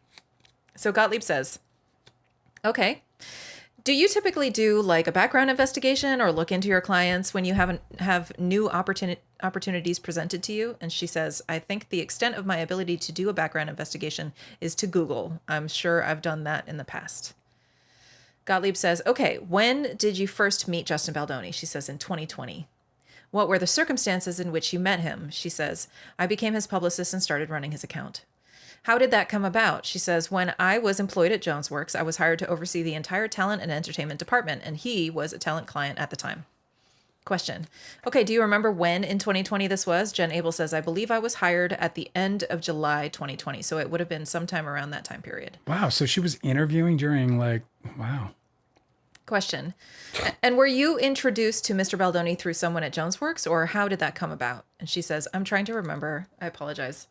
The first time that I met him, I believe there was a photo shoot and I came to set, and that was the first time that we met. But again, it's a long time ago, so I'd have to think more about that, and I can correct that later. Do you remember where that was? She says, I do not. Sorry. Question. Did you meet anybody else at Wayfair Studios when you were brought in 2020 to work with Mr. Baldoni? She says, so I don't recall the exact date of when I was introduced to the Wayfair team. Yeah, I apologize. I don't recall the exact date. Gottlieb says, at the time, in 2020, were you representing Mr. Baldoni personally or Wayfair Studios or some combination of both? Jen Abel says, at JonesWorks, they were the same. They were kind of the same contract, the same agreement, so I oversaw them as one client. Gottlieb says, okay, when did you first meet Jamie Heath? Jen Abel says, again, I'd have to refresh my memory. When he joined JonesWorks, I apologize, I don't have that date readily available. Do you know what year it might have been? She says, yeah, I would say, oh gosh, time flies. I would say probably around, to the best of my recollection. Again, sitting here today, I may have to come back and correct this. I would say 2022. Gottlieb says, okay, how about Steve Sarowitz? She said, Steve, I met much later. Actually, I don't recall when I first met Steve. Yeah, I apologize. I don't recall when I met Steve for the first time. Are you apologizing to Steve? Do you have any recollection of when you first learned of Steve Sarowitz, of his existence? She said, of course, when I was brought on, and that gets cut off. Jumping around a lot. Sorry. Okay. Question. Several pages later. And after the redacted, did your communications decrease in terms of frequency?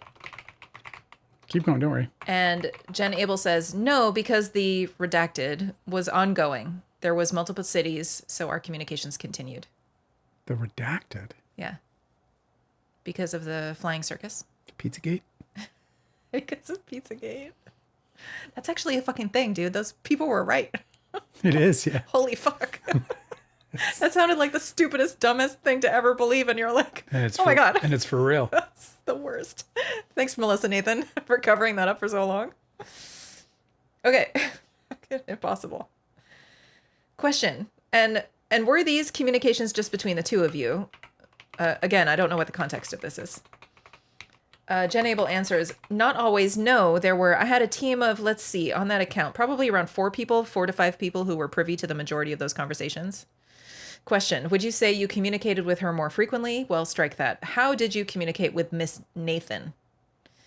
And Jen Abel says, the means in which we communicated, phone, email, text message. And the attorney says, Signal? She says, no.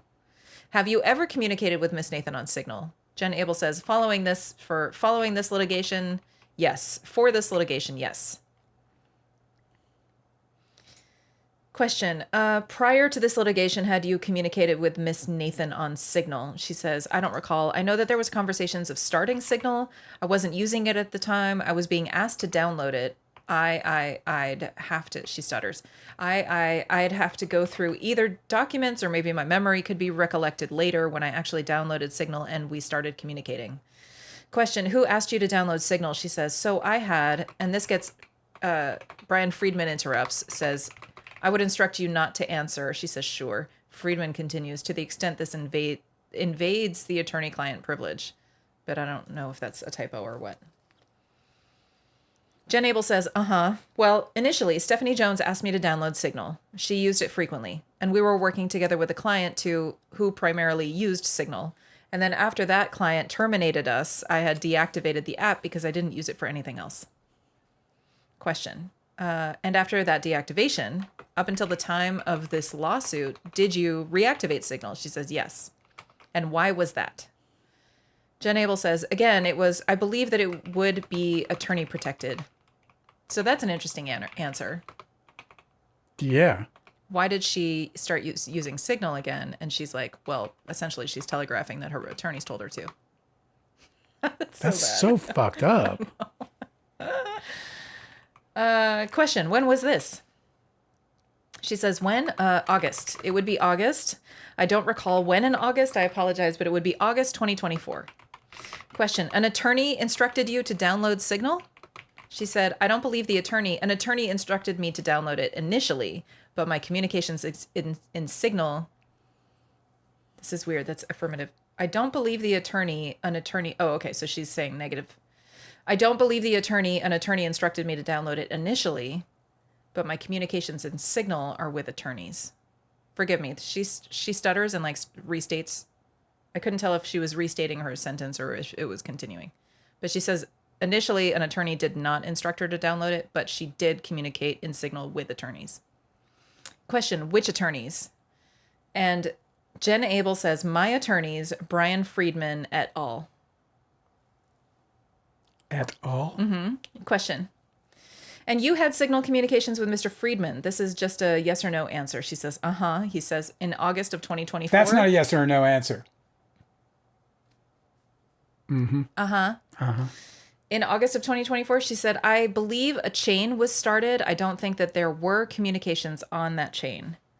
Question, was Mr. Friedman your personal attorney in 2024? She says, no. Was he an attorney for Mr. Baldoni? And then Friedman speaks up, says, just to clarify, this gets cut off. I don't get to see this. Sorry, guys. Okay, this jumps around a little bit. So we got screwed. I got to change files here. I got 3 pages on 3 different documents to read. Okay. This question. Oh, the attorneys are arguing. You want to hear their argument? I love it. Friedman says, asking her in August 24 or 2024, anytime in 2024. Miss Toller says, I'm asking at this time, the Signal chat. Friedman says, August 2024. She says, yes. Friedman says, listen to the question. The witness, Jen Abel, says, in August 2024, no. Miss Toller is asking questions now. Do you know whose client was Mr. Friedman's in August of 2024? She says, no. Question. The client that you referred to earlier that you were communicating with via Signal with Miss Jones, was that redacted? She says, no. Who was it? Jen Abel says, do you want to go on? The attorney says, we're still on, I guess, on the record. Mm-hmm. Jen Abel says, okay, sorry, and then names redacted. Question, did you ever communicate with redacted on Signal? She says, no. With any of his people? She says, I don't recall redacted using Signal. Stephanie asked, who the fuck is redacted? Like, it's this case. Well, it's probably the fucking Rock, because he always shows up in every one of these. Yeah. Sorry, I got to switch files.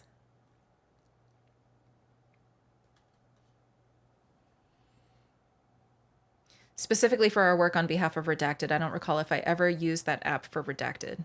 Question. After downloading Signal in August of 2024, do you recall actually having communications in it? She says no. You don't recall one way or another, or there weren't communications? Jen Abel says, I don't recall one way or another if there were communications in Signal in August. Question. Do you know how many people were a part of the chat that you've testified to in August 2024 time period? Jen Abel says, no, I don't. I just know that's when I started Signal, and I don't recall start having any communications in the app. That's when I opened the app or re-downloaded the app. Sorry. Question. In the chat with Mr. Friedman that you referred to earlier, do you recall any others that were in the chat? Jen Abel says, no, I don't. I just recall potentially starting a chat, but I don't believe we ever used it. The attorney says, who is the we in that statement? She says, oh, sorry, me and Brian Friedman. Question. Would you communicate from time to time on WhatsApp? Jen Abel says, I did use the app WhatsApp. I'm unclear if I used it for business purposes. I don't believe so, but I'd have to think more about that if I used it for business. Question, do you recall if you communicated with Miss Nathan on WhatsApp? She says, I don't recall communicating with her on WhatsApp. No. Question. Miss Abel, you've been shown what has been marked as Exhibit 5. It's a document provided by Jones Works. Do you recognize this document? Let me see if I even can see this. God, we don't even get to see it. I don't know. Sucks. I know. It's kind of... sometimes you get something juicy and then it makes it worth it, but otherwise, just... Yeah, it can be frustrating. It sucks because I want to kind of load this up for the trial, and I know. So far not so good on this one. Okay. That was Jones Works stuff, I guess. Okay, many pages later. Okay, like 50. That's a lot. I know. This question gets cut into in the middle. She says, or I actually don't know which attorney this is. Referencing when there was a discussion about bringing on Crisis for Wayfair or Mr. Baldoni, she says yes. Question, and at the end, you tell Miss Jones and she's reading, this is a quote, only ever worked with Redacted or Redacted, not familiar with Redacted, but trust your recs. Did you recommend those firms to Wayfair? She says yes. Who did you recommend them to? Jen Abel says, Tara Hanks. Do you know whether or not Wayfair actually reached out to either of those firms? She says, I do not. You also recommended Melissa Nathan to Wayfair, isn't that right? She says, yes. Who did you recommend her to? She says, I recall Jamie Heath and I having... Oh, God, this gets cut off too. It's so annoying. Like, I'm trying to share the story that they're providing for us. Anyway, I guess that was just submitted for evidence because she recommended Jen Abel. Jen Abel recommended Melissa Nathan. I wish there was a way I could make this entertaining. If somebody could just go ahead and find me the full depositions, I would love to just record those. Guess we'll have to wait for trial. Okay. This cuts into the middle of Jen Abel's answer. So this continues. At this time, sitting here, but I'm happy to review and I can speak to it. Next question. Do you recall Mr. Baldoni comparing that video or any other to one where he made a social media post standing in front of a private jet during a promotion of the film? Jen Abel says, just for clarity, I don't remember the comparison between the two, but I do recall the video. They had done a deal with a jet company during promotion as they needed to get to locations quickly. And in support of the film, they were able to do a deal with them to assist them during production. Gottlieb asks, okay, all right. So we talked earlier about how you started representing Mr. Baldoni and Wayfair early on. It was before filming of It Ends With Us began, right? She says, yes. And during the filming of It Ends With Us, did you ever visit the set? She said, no. Damn it. I know. I got to continue onto another document. All right, here's a little chunk of some pages in sequence.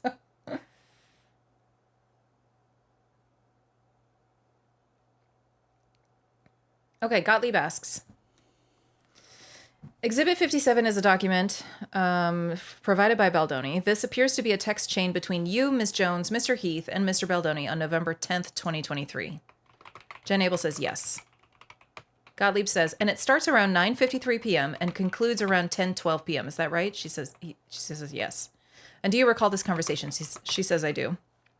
And in this conversation, Mr. Baldoni reaches out and he says he needs you and Miss Jones on a Zoom, right? She says yes. And Mr. Baldoni says, it begins again.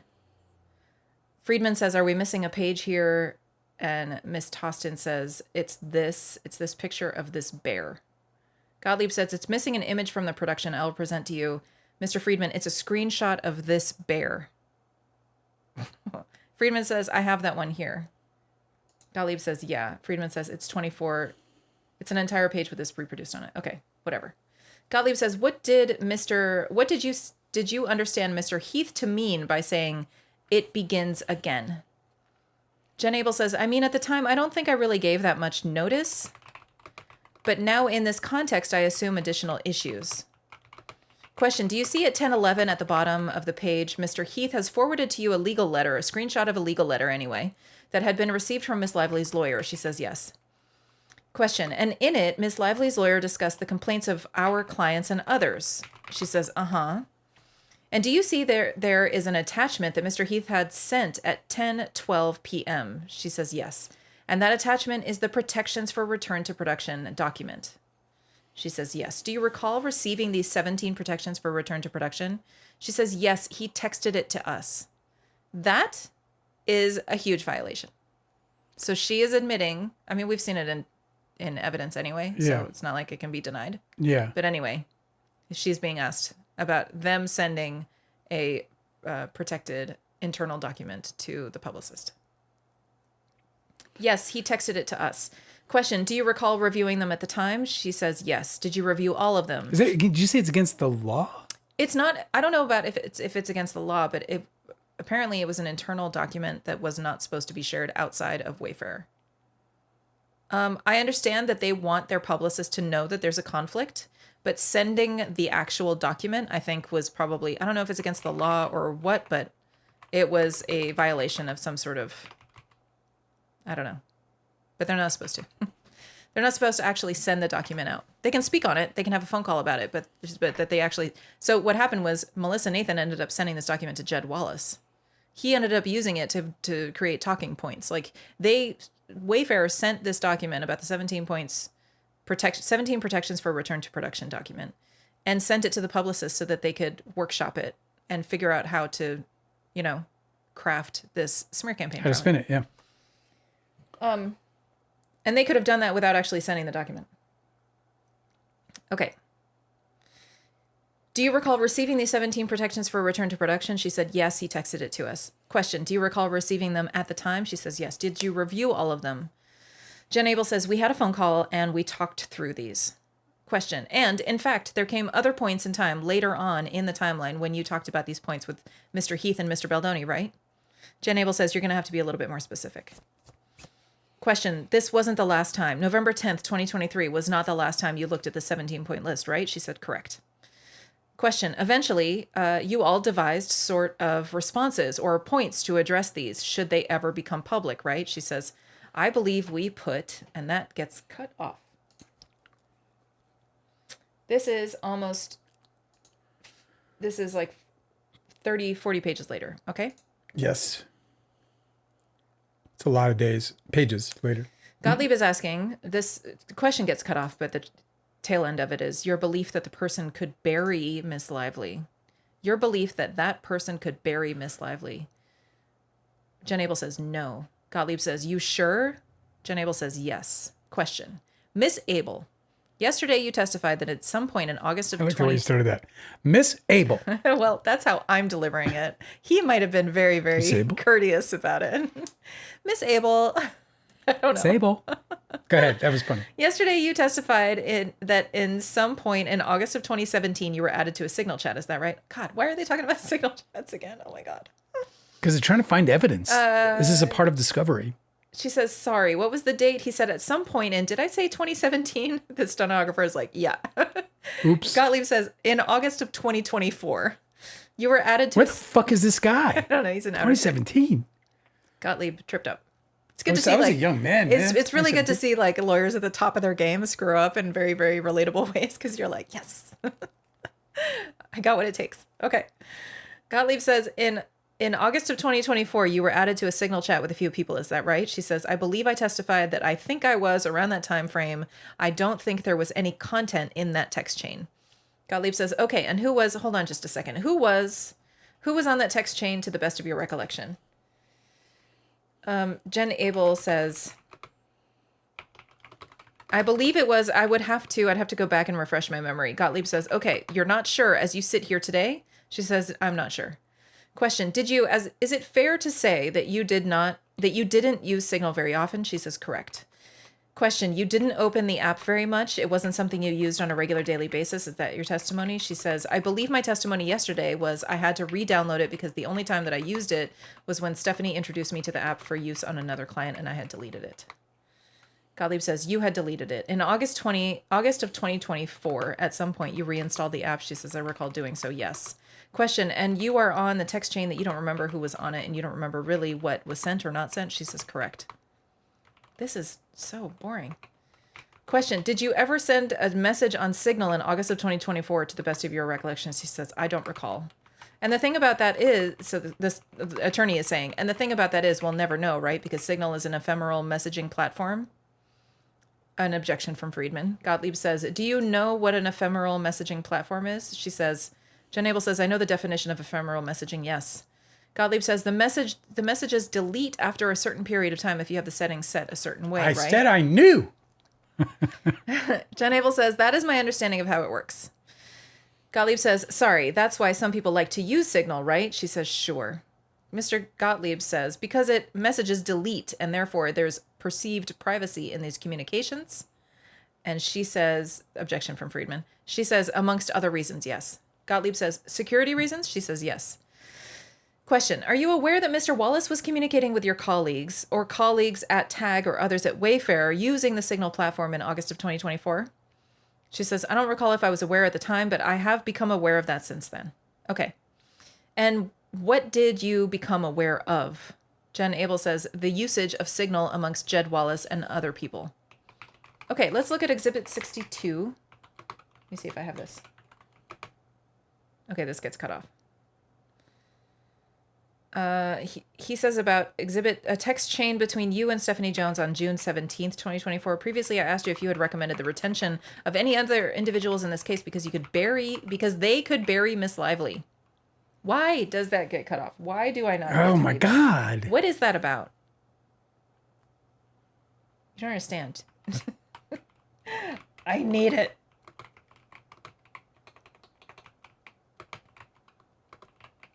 What are you typing over there? I'm writing a book. It's called FML. FML. Okay.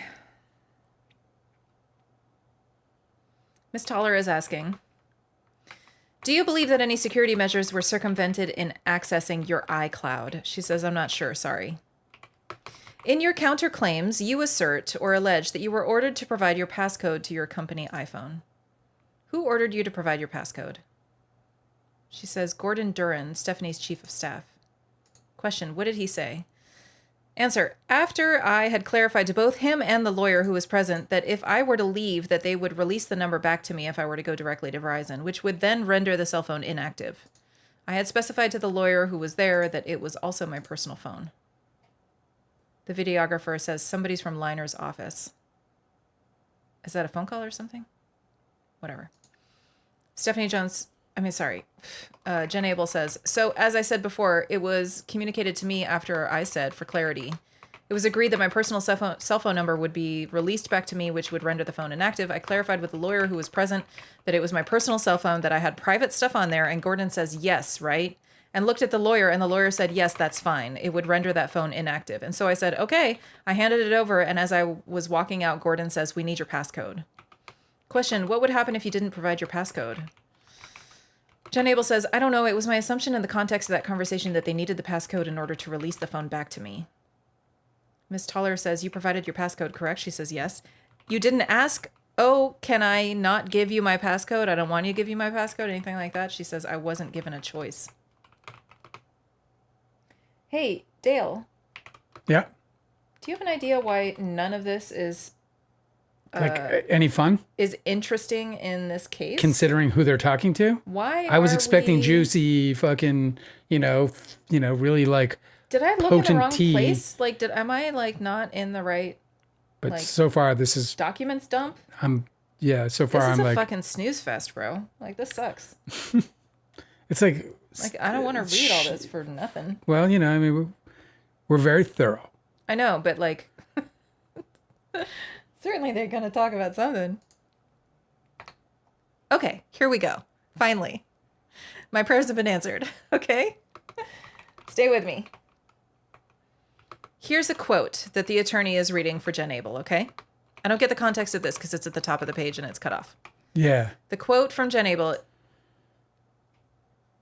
Okay. I don't know if this is Jen Abel's quote even. It's just a quote that's being read to Jen Abel. So we can share with him tonight, but he feels good about the call and he feels protected. Do you see that? Jen Abel says yes. Question. A few days earlier, he had told you he didn't feel protected, right? Jen Abel says yes. Question. And at this point, that's changed and he does feel protected? She says, this is in reference to specific messaging regarding why the cast had unfollowed him and there were no images as he was doing the Today Show the following day. Gottlieb says, okay, so this is on August 7th. I'm going to show you another document. This is Exhibit 65. This is a one-page document marked, this is from Heath. It has an email from Katie Case that you then forwarded on August 7th, 2024. Do you recognize this document? She says, I do. Question, and this is, the top of the email is an email that you sent in reply to Miss Case. Is that right? She says, yes. And at 2:50 p.m. and on the 7th, Miss Case had sent to Mr. Heath and yourself specifics regarding social and digital mitigation or mediation, right? She says, yes. And she's describing the work that the digital team that Wayfair was retaining would do, right?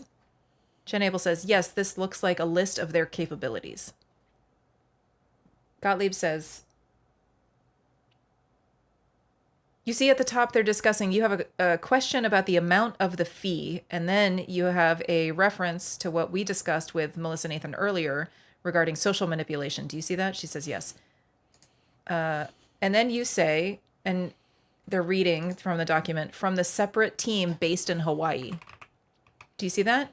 She says, yes. What is the separate team based in Hawaii?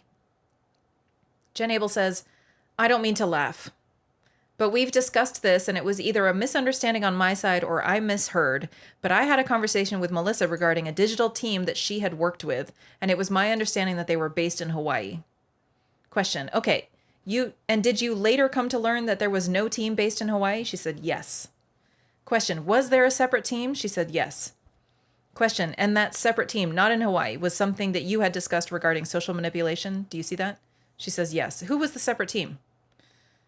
Jen Abel says, it's my understanding that this was Jed and Street Relations. Question. What was your understanding of who else worked at Street Relations or with Street Relations other than Jed Wallace? Jen Abel said, I had no communications directly with Jed or Street Relations, so I'm not sure. Question, you were never on a call with Mr. Wallace. Jen Abel says, no, not that I can recall. Question, did you ever meet with him? She said, no. Did you ever on a text chain with him? She says, I don't think so, no.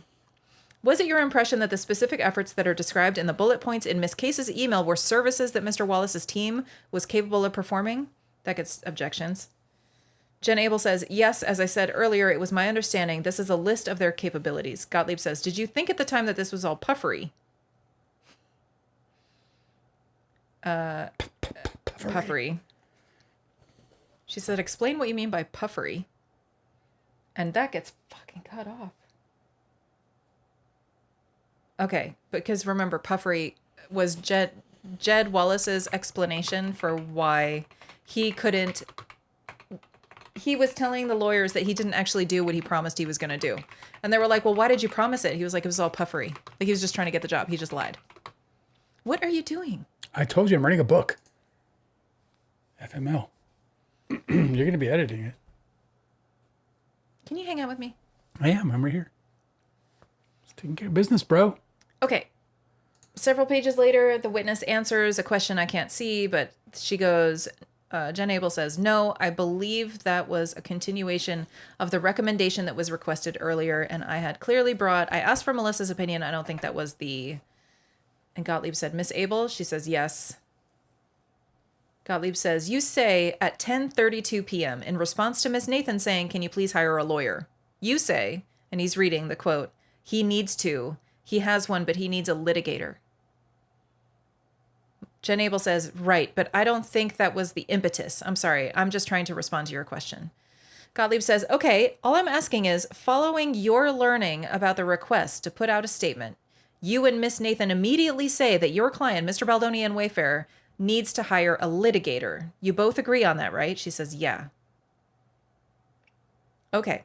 What a nightmare. What a fucking... I know. And then... Why would you listen to these people for that? No, you just do not. Let me tell you what you're supposed to have in Hollywood, right? And this is like everybody that I ever knew had these things if they had like a good career. They had a transactional attorney, an agent and or a manager, and one or more publicists depending on the level of their career and the depth of their publicity needs, They right? didn't have their crisis PR telling them to get sued. But a up the transactional attorney would be the person who would advise you on matters of litigation. So, for example, if you had and they obviously fucking have one, they have in-house legal over at Wayfair. Yeah. So if a publicist says lawyer up, it should be the fucking job of the transactional attorney. And by the way, it's important to point out that a transactional attorney's main function, not main function, a transactional attorney's job is to keep you out of trouble, to keep you out of litigation. Their job is to keep you out of litigation. They understand as transactional attorneys that what they want for their client is a nice, clean transaction. Whatever the transaction is, doesn't have to be, it's not just a transaction between protected. studios. It's protecting their clients. So if they had a good, I'm going to use that term loosely, a good transactional attorney whose sole focus was on the protection of them individually and as an entity, right? As a corporate entity, they would take Jen Abel's and Melissa Nathan's, whatever it might have been, recommendation to that fucking transactional attorney, and they would sit them down, the transactional attorney, and be like, you don't want any of that. Yeah. And they would begin, like, for another good example of what a good transactional attorney would have done is take the letter, not the 17-point document, but the letter of the statement. Mm-hmm. Hey, we fucked up, but we're going to get better. We're growing, and they're growing. We're all growing. That statement, written allegedly by Ryan Reynolds and Blake Lively. A good transactional attorney would have taken that document and began drafting immediately a response to that. They would have created a negotiation out of it. That's not the context of this. It is in context of this because there's just another example of how the Wayfair parties. Oh, it is because they said you need to hire a litigator. Yes. So maybe it is the same exact time. Would you have a word with that dog real quick? I'll go kick it right in the... I gotta go punch a dog. Okay, and then We're probably gonna get arrested. this attorney is asking, okay, and then at 11:42 p.m., Miss Nathan says, and he's reading this quote from Melissa Nathan. Can I start a signal thread with you, me, and Jed, just in case you need him to connect you to Brian? Because they are very close. Do you see that? I'm all the way over here. No. Hey, shut the doors up. Okay. She says yes. The attorney says, does that refresh your recollection as to who the signal thread you were on was with in August of 2024? She said yes. That was such a weird sentence. You were on was with? I know. I kind of nailed the reading there. You did great. It's I would have a word salad. fucked that up 100 ways. Jen Abel says yes, but again, I don't know if one was actually started, so I would have to refresh my memory on that. Okay. The attorney says, and on the next page, Miss Nathan says... So Justin Baldoni says Kayla can use a domestic violence movie to promote a private airline, but God forbid Lively promotes her hair product. Unbelievable, right? It's so typical of misogynists. It's such a misogynist. It's such They're a perfect... no, we get to exploit the pain of women. You don't get to. He also did a booze. Yeah. He also did a booze when he was doing interviews. Continue. It's true. Every accusation is a confession. It's You're true, right. man. All right. Are you with me? I'm, intently, Angela. Okay. The attorney's asking on the next page. Miss Nathan says, in quotes, definitely contact him on. Sorry to have context for that. At 11:43 p.m. on their previous page, you say, I can reach out to Brian too. We've worked together, right? And she says yes. And then the attorney says, and that's referring to Mr. Friedman. She says, sorry, I'm on the wrong page. She says yes. Question. Okay, and then at 11:44, Miss Nathan says, definitely contact him on Signal, though. Do you see that? She says yes. The attorney says, she says, and she's reading this quote, or I don't know who it is. Feel free to add me, obviously, because of the crisis. So Melissa Nathan is telling you definitely connect with Mr. Friedman on Signal. Do you see that? She says yes. The attorney says, and again, Mr. Friedman is not your lawyer at this point in time. Is that right? She says, that is correct. Question, did you think it was strange that you were being directed to contact an attorney on Signal? She says, no. Is that something you've been asked to do before, contact an attorney on Signal? She says, I don't recall, no. Okay, let me skip.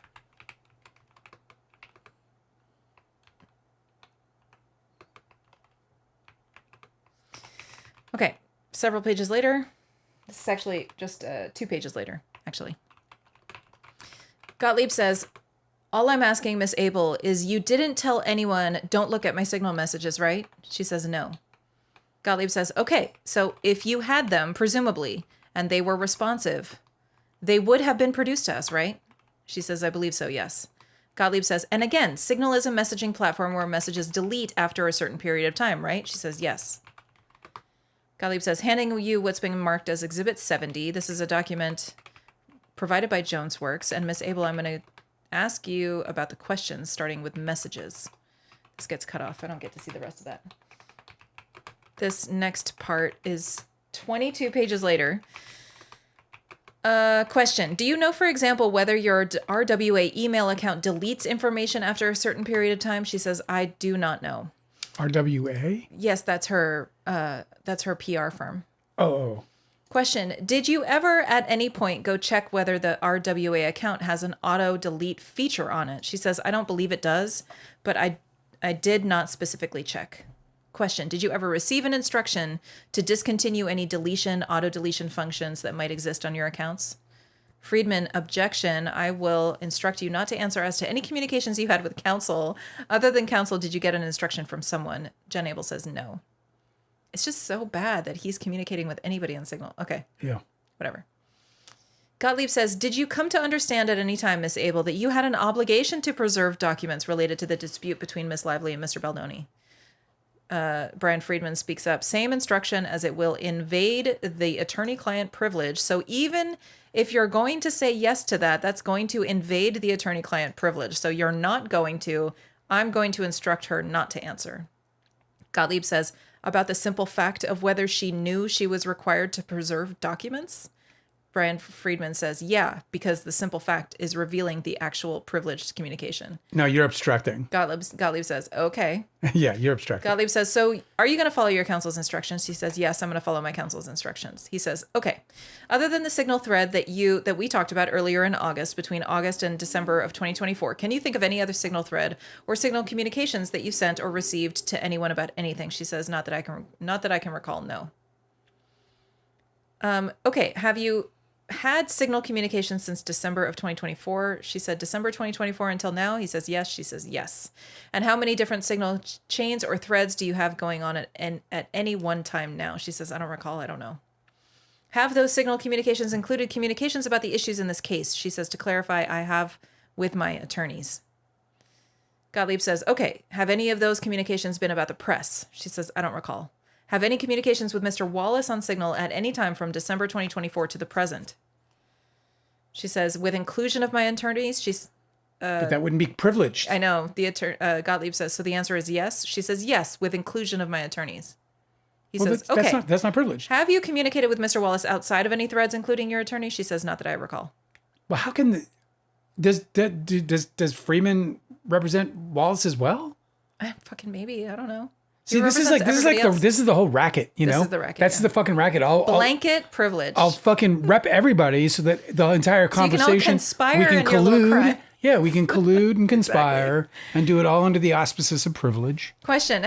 Since the lawsuit was filed, have you taken any steps, not talking about any conversations or advice that you've received, but have you taken any steps personally to ensure that your communications are preserved?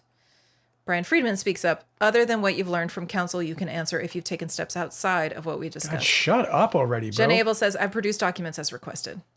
Gottlieb says, Mr. Friedman, she can testify about what she's done, even if she's discussed what she's done with you. That's clearly not privileged. Gottlieb says, and so my question is, can you think of anything that you have done? I don't want to know about what you talked to your lawyers about, but can you think of anything that you have done, any steps you have taken outside of conversations you have with counsel, but actual things you've done to preserve your documents, your electronic communications in this case? I just been a big yawn, and I'm like, I'm not bored. She says, yes, and I apologize. I thought I answered. I produced everything as requested. Question. Okay, so my answer is a little bit different. I'm sorry. So my question is a little bit different. Does this continue? Yes.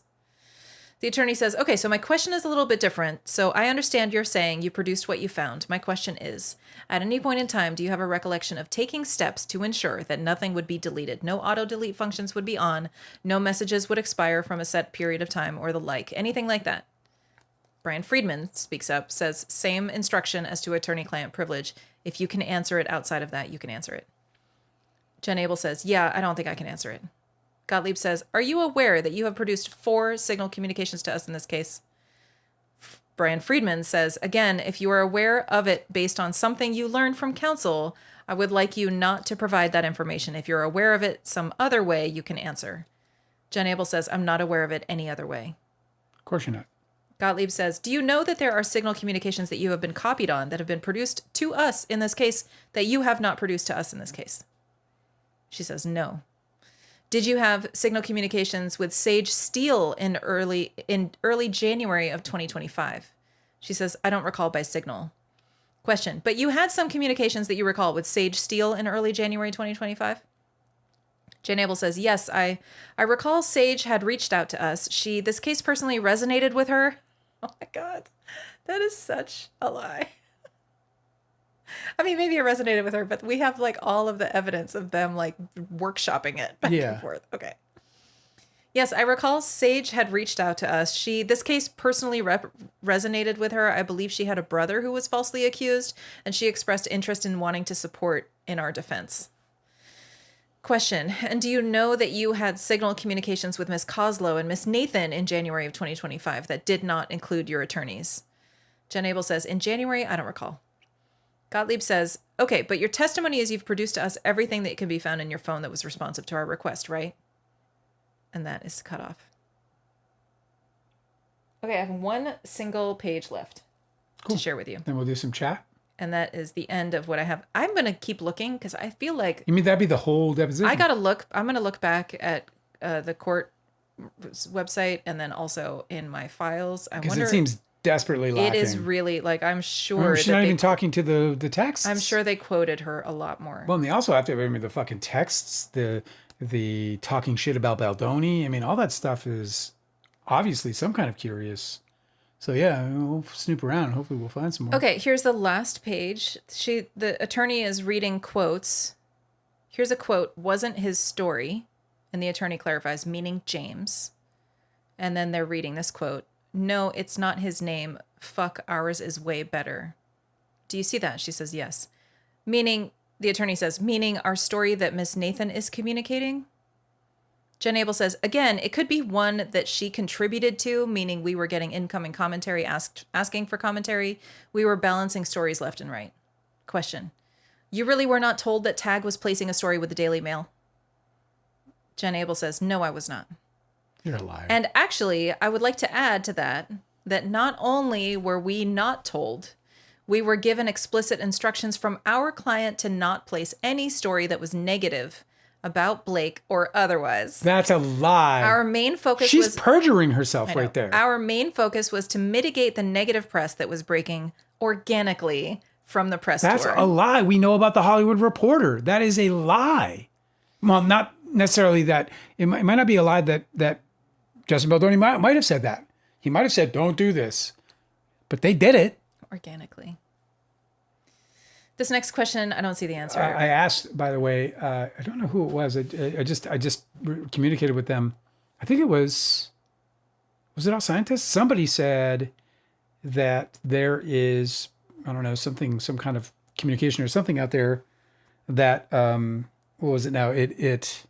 Where Kirsty Flaw at some point had said to someone or whatever in an interview, I don't know what it was, that she chose to repost the video after 6 years because she received a call from somebody who asked her to do it.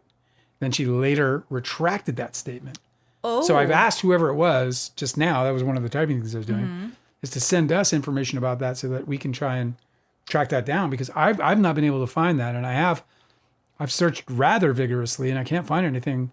And I'm not a terrible researcher. I'm also not, a scholar researcher, but I couldn't find it. So if somebody out there has that information, please get it to us, because we definitely want to broadcast it on this live, and I definitely want to whip it out every chance I can when those Baldoniites come, shilling away in our chats. When I somehow nail the thumbnail or whatever, and the algorithm's like, oh, now we understand what the fuck you are. I just scrolled up in the chat and I see all of your texts. I was like, oh, that's what he was doing. I was doing some chatting. He wasn't chatting with his mistress after all. No. She knows. We do that on Signal. That's oh, that's sweet. No two trolls. Hope Angela had a good birthday the other day. Yeah, it was great. I mean, it's like I'm in my 40s, so it's like, who gives a shit? I give a shit, bro. Let me tell you something, man. Every time your birthday comes up, I think about being 12 years old. Yeah, we're 12 years apart. I think about being 12 years old in Winnipeg and not knowing that like the best day of my life just happened. That's very sweet. It's true. I literally think about that. I was like, where was I on March 6th, 1982? What was I doing? It could have been a bad situation. Those were some really rough years for me. But help was on the way. But help was on the way. It was just 30 years from then or whatever. Okay. I'm so sorry that was such like a nothing burger? Yeah. I'm going to go searching. I may have more to reveal, but I thought I had everything all organized, and I guess I just don't believe that that's all that we were given. It would be rather shocking if that was all we had, yeah. Well, we'll dig around. We'll try to find some more. I can't believe that we're already sitting in March. So we've got April and then May. Wow. Yeah. So are we going to... We've got about 2 months now, a little more than 2 months. Are we going to travel to New York and sit in the courtroom? We'll see. I mean, if it's not impossible. I'm trying to figure out how to make it happen financially. I had hoped that I would have done a better job at Dude, it'd be so impossible to move all the... I mean, you guys can't see, but there's Dale set up, he's a filmmaker, so you set up this whole set here. Yeah, I got a cockpit in here, I know. I got a lot of gear to get this It would be really difficult to travel with and then set up again without being like, ah, shit, I forgot a cable. Yeah, I mean, just this light alone, that's what happens when we don't have it. You know what I mean? And by the way, our lights are on. Right now, this is just our normal light in this house. So I got this big old, I don't know. It's a digital. It's an LED. So I don't know what it's probably like a 5K. Oh my God, it got so dark. Do you see how dark it got? Yes, it's so extreme. Do you want to see that? I mean, it's right in front of me. Oh. Yeah, I've got the whole cockpit here. You know what I mean? That's what I'm saying. It's a lot of gear. I know, you're set up outside or something or whatever, but that's it's a big honking light and it's only one light.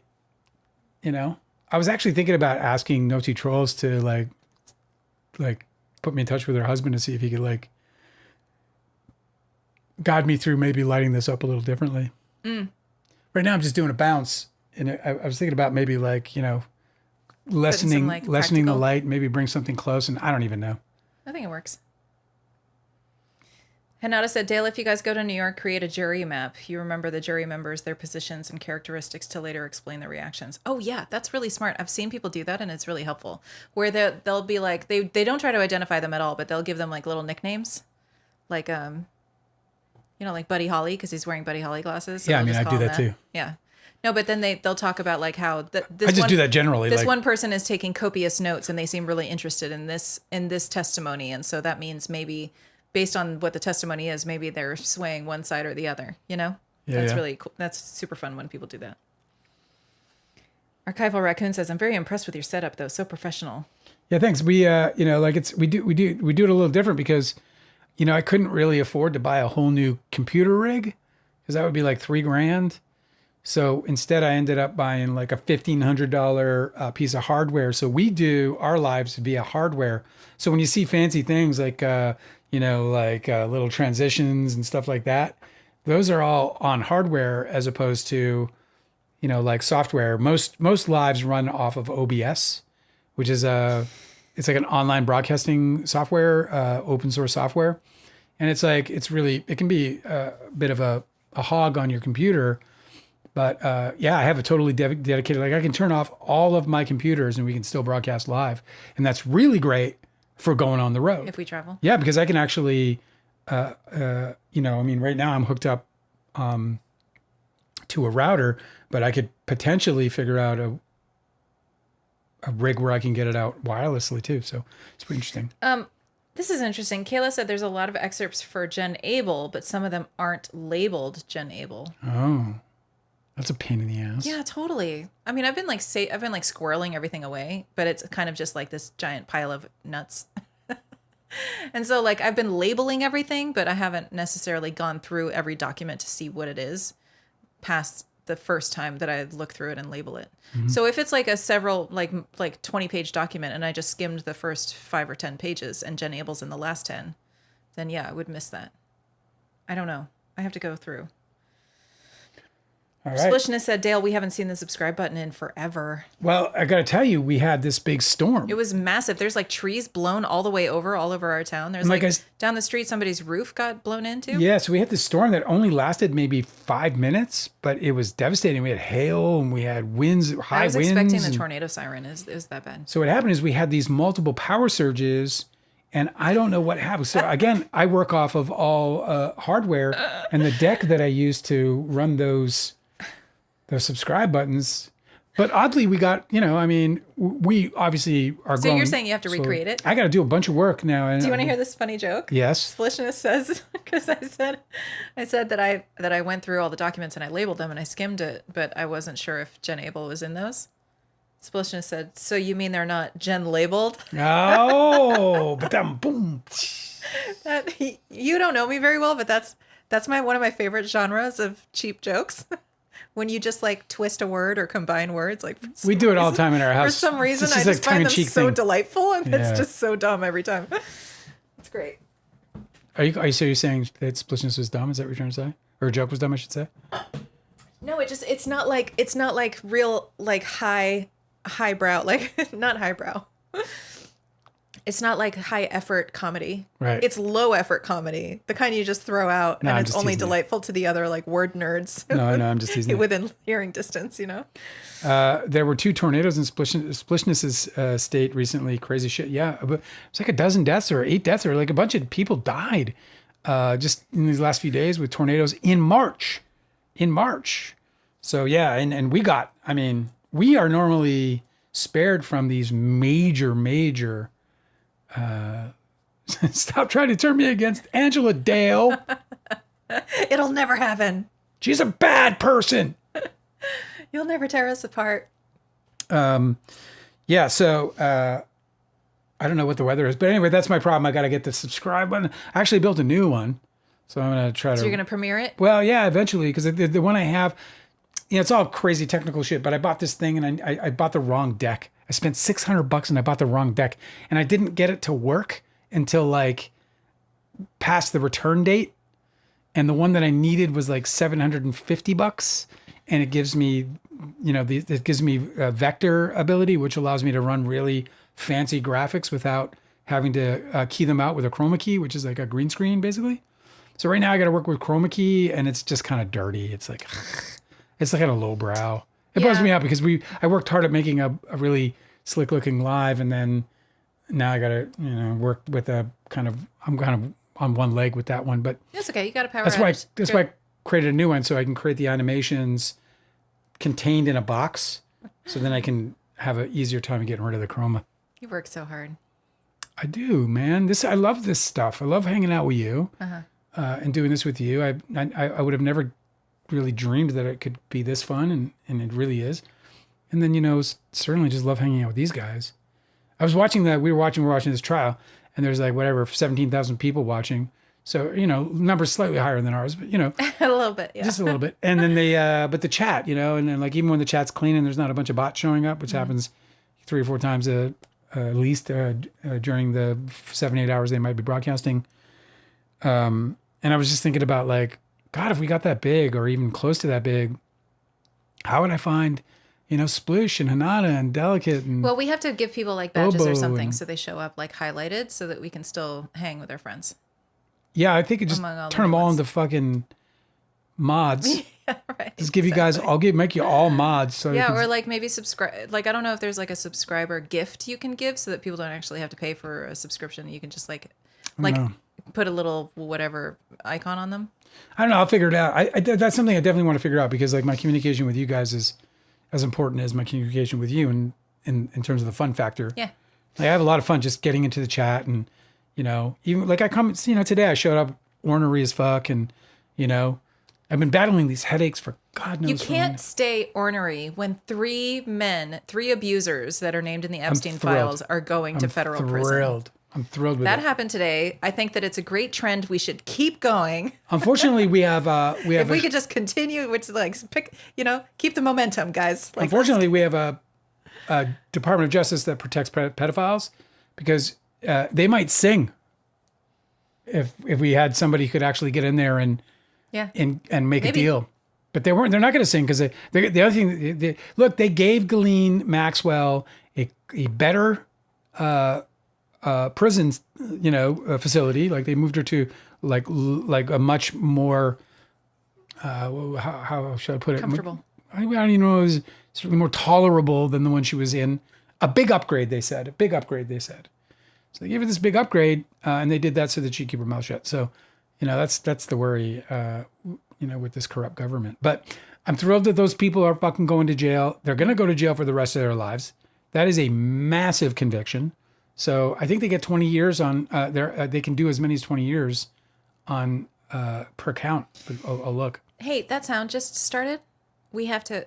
So we live in the South, and so we're getting into cicada season, where the bugs outside at this time of night become very, very strange and like weird sounding audio. Yeah, I don't know if you'll hear it.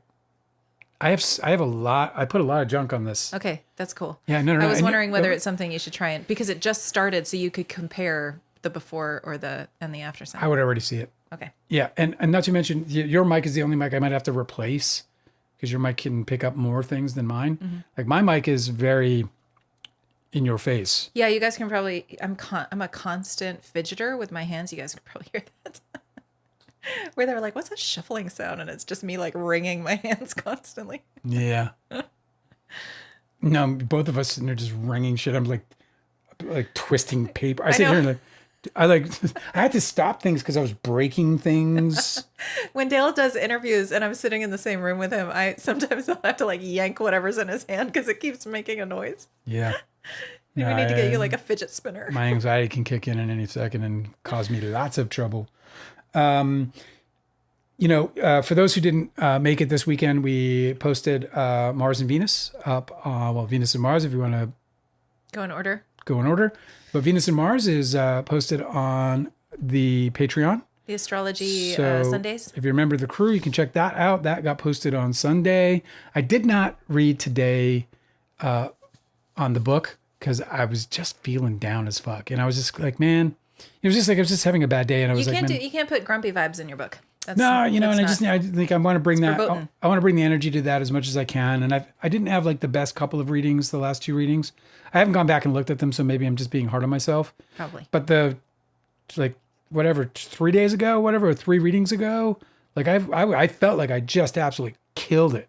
Like I was getting the dialogue. Like by dialogue, I mean I was able to bring at least to some extent, or to some degree at least, the characters that I'd written on the page, acting them out, which is difficult to do, So just those kinds of things. But whatever. We're gonna fucking keep plugging away, and I do plan on getting back on tomorrow. So if you're a part of the crew, you want to head over there tomorrow. I'll be reading live your favorite chapter, or your favorite scene, I should say. It's still not. I think it's chapter 11 or whatever. But anyway, we'll see. Come hang out with us. Also watch the replays on Patreon. They're there for you. If you guys have any suggestions for the channel, if you have any suggestions for the Patreon, if you have any suggestions at all, please bring them to us. They're only going to help us become a better channel. We really do want this to, be something that we can kind of grow together with you guys and build a community that we all not only enjoy but thrive in being together. So let us know if you can, if there's anything that we can do. And even if it's like, oh yeah, shut the fuck up and stop being such an ornery prick. Or like, forget your daylight savings time and start later. Well, that's a good point. If you guys have suggestions about start times, and I know that there are some people, like we have lots of, some of our folks are overseas, there's somebody, people are like, well, I think Archival Raccoon is like, it's fucking early in the morning there. Yeah. So when we're live for the trial, a lot of those people are going to be like, oh, sweet, dude, daylight and Dale and Angela. That's weird, and we'll be getting after that, obviously, when the trial starts. All right, guys, you're just lovely. Thanks for putting up with my ornery ass today. I do apologize if I was in any way offensive. I think you cheered up. Well, you guys cheer me up. You cheer me up. They cheer me up. You guys made me feel a little bit better. I just wish people would get the fucking story straight so I could get this thing out from under me, and stop the, stop the misinformation. Like there's 600,000 people who, if they watched that far, think I lost the fucking case. Don't get upset again. So annoying. I'm gonna go smash something. All right, you guys, you're the fucking best. We will be back tomorrow at the same time. Well, if it's daylight savings, guys, just, if you haven't put your notifications on, make sure the notification's on so that, you guys know when we're going live. Maybe it's a little earlier for some of you, which is good. All right, guys, you're the best. See you tomorrow. Good night. Good night. Good night.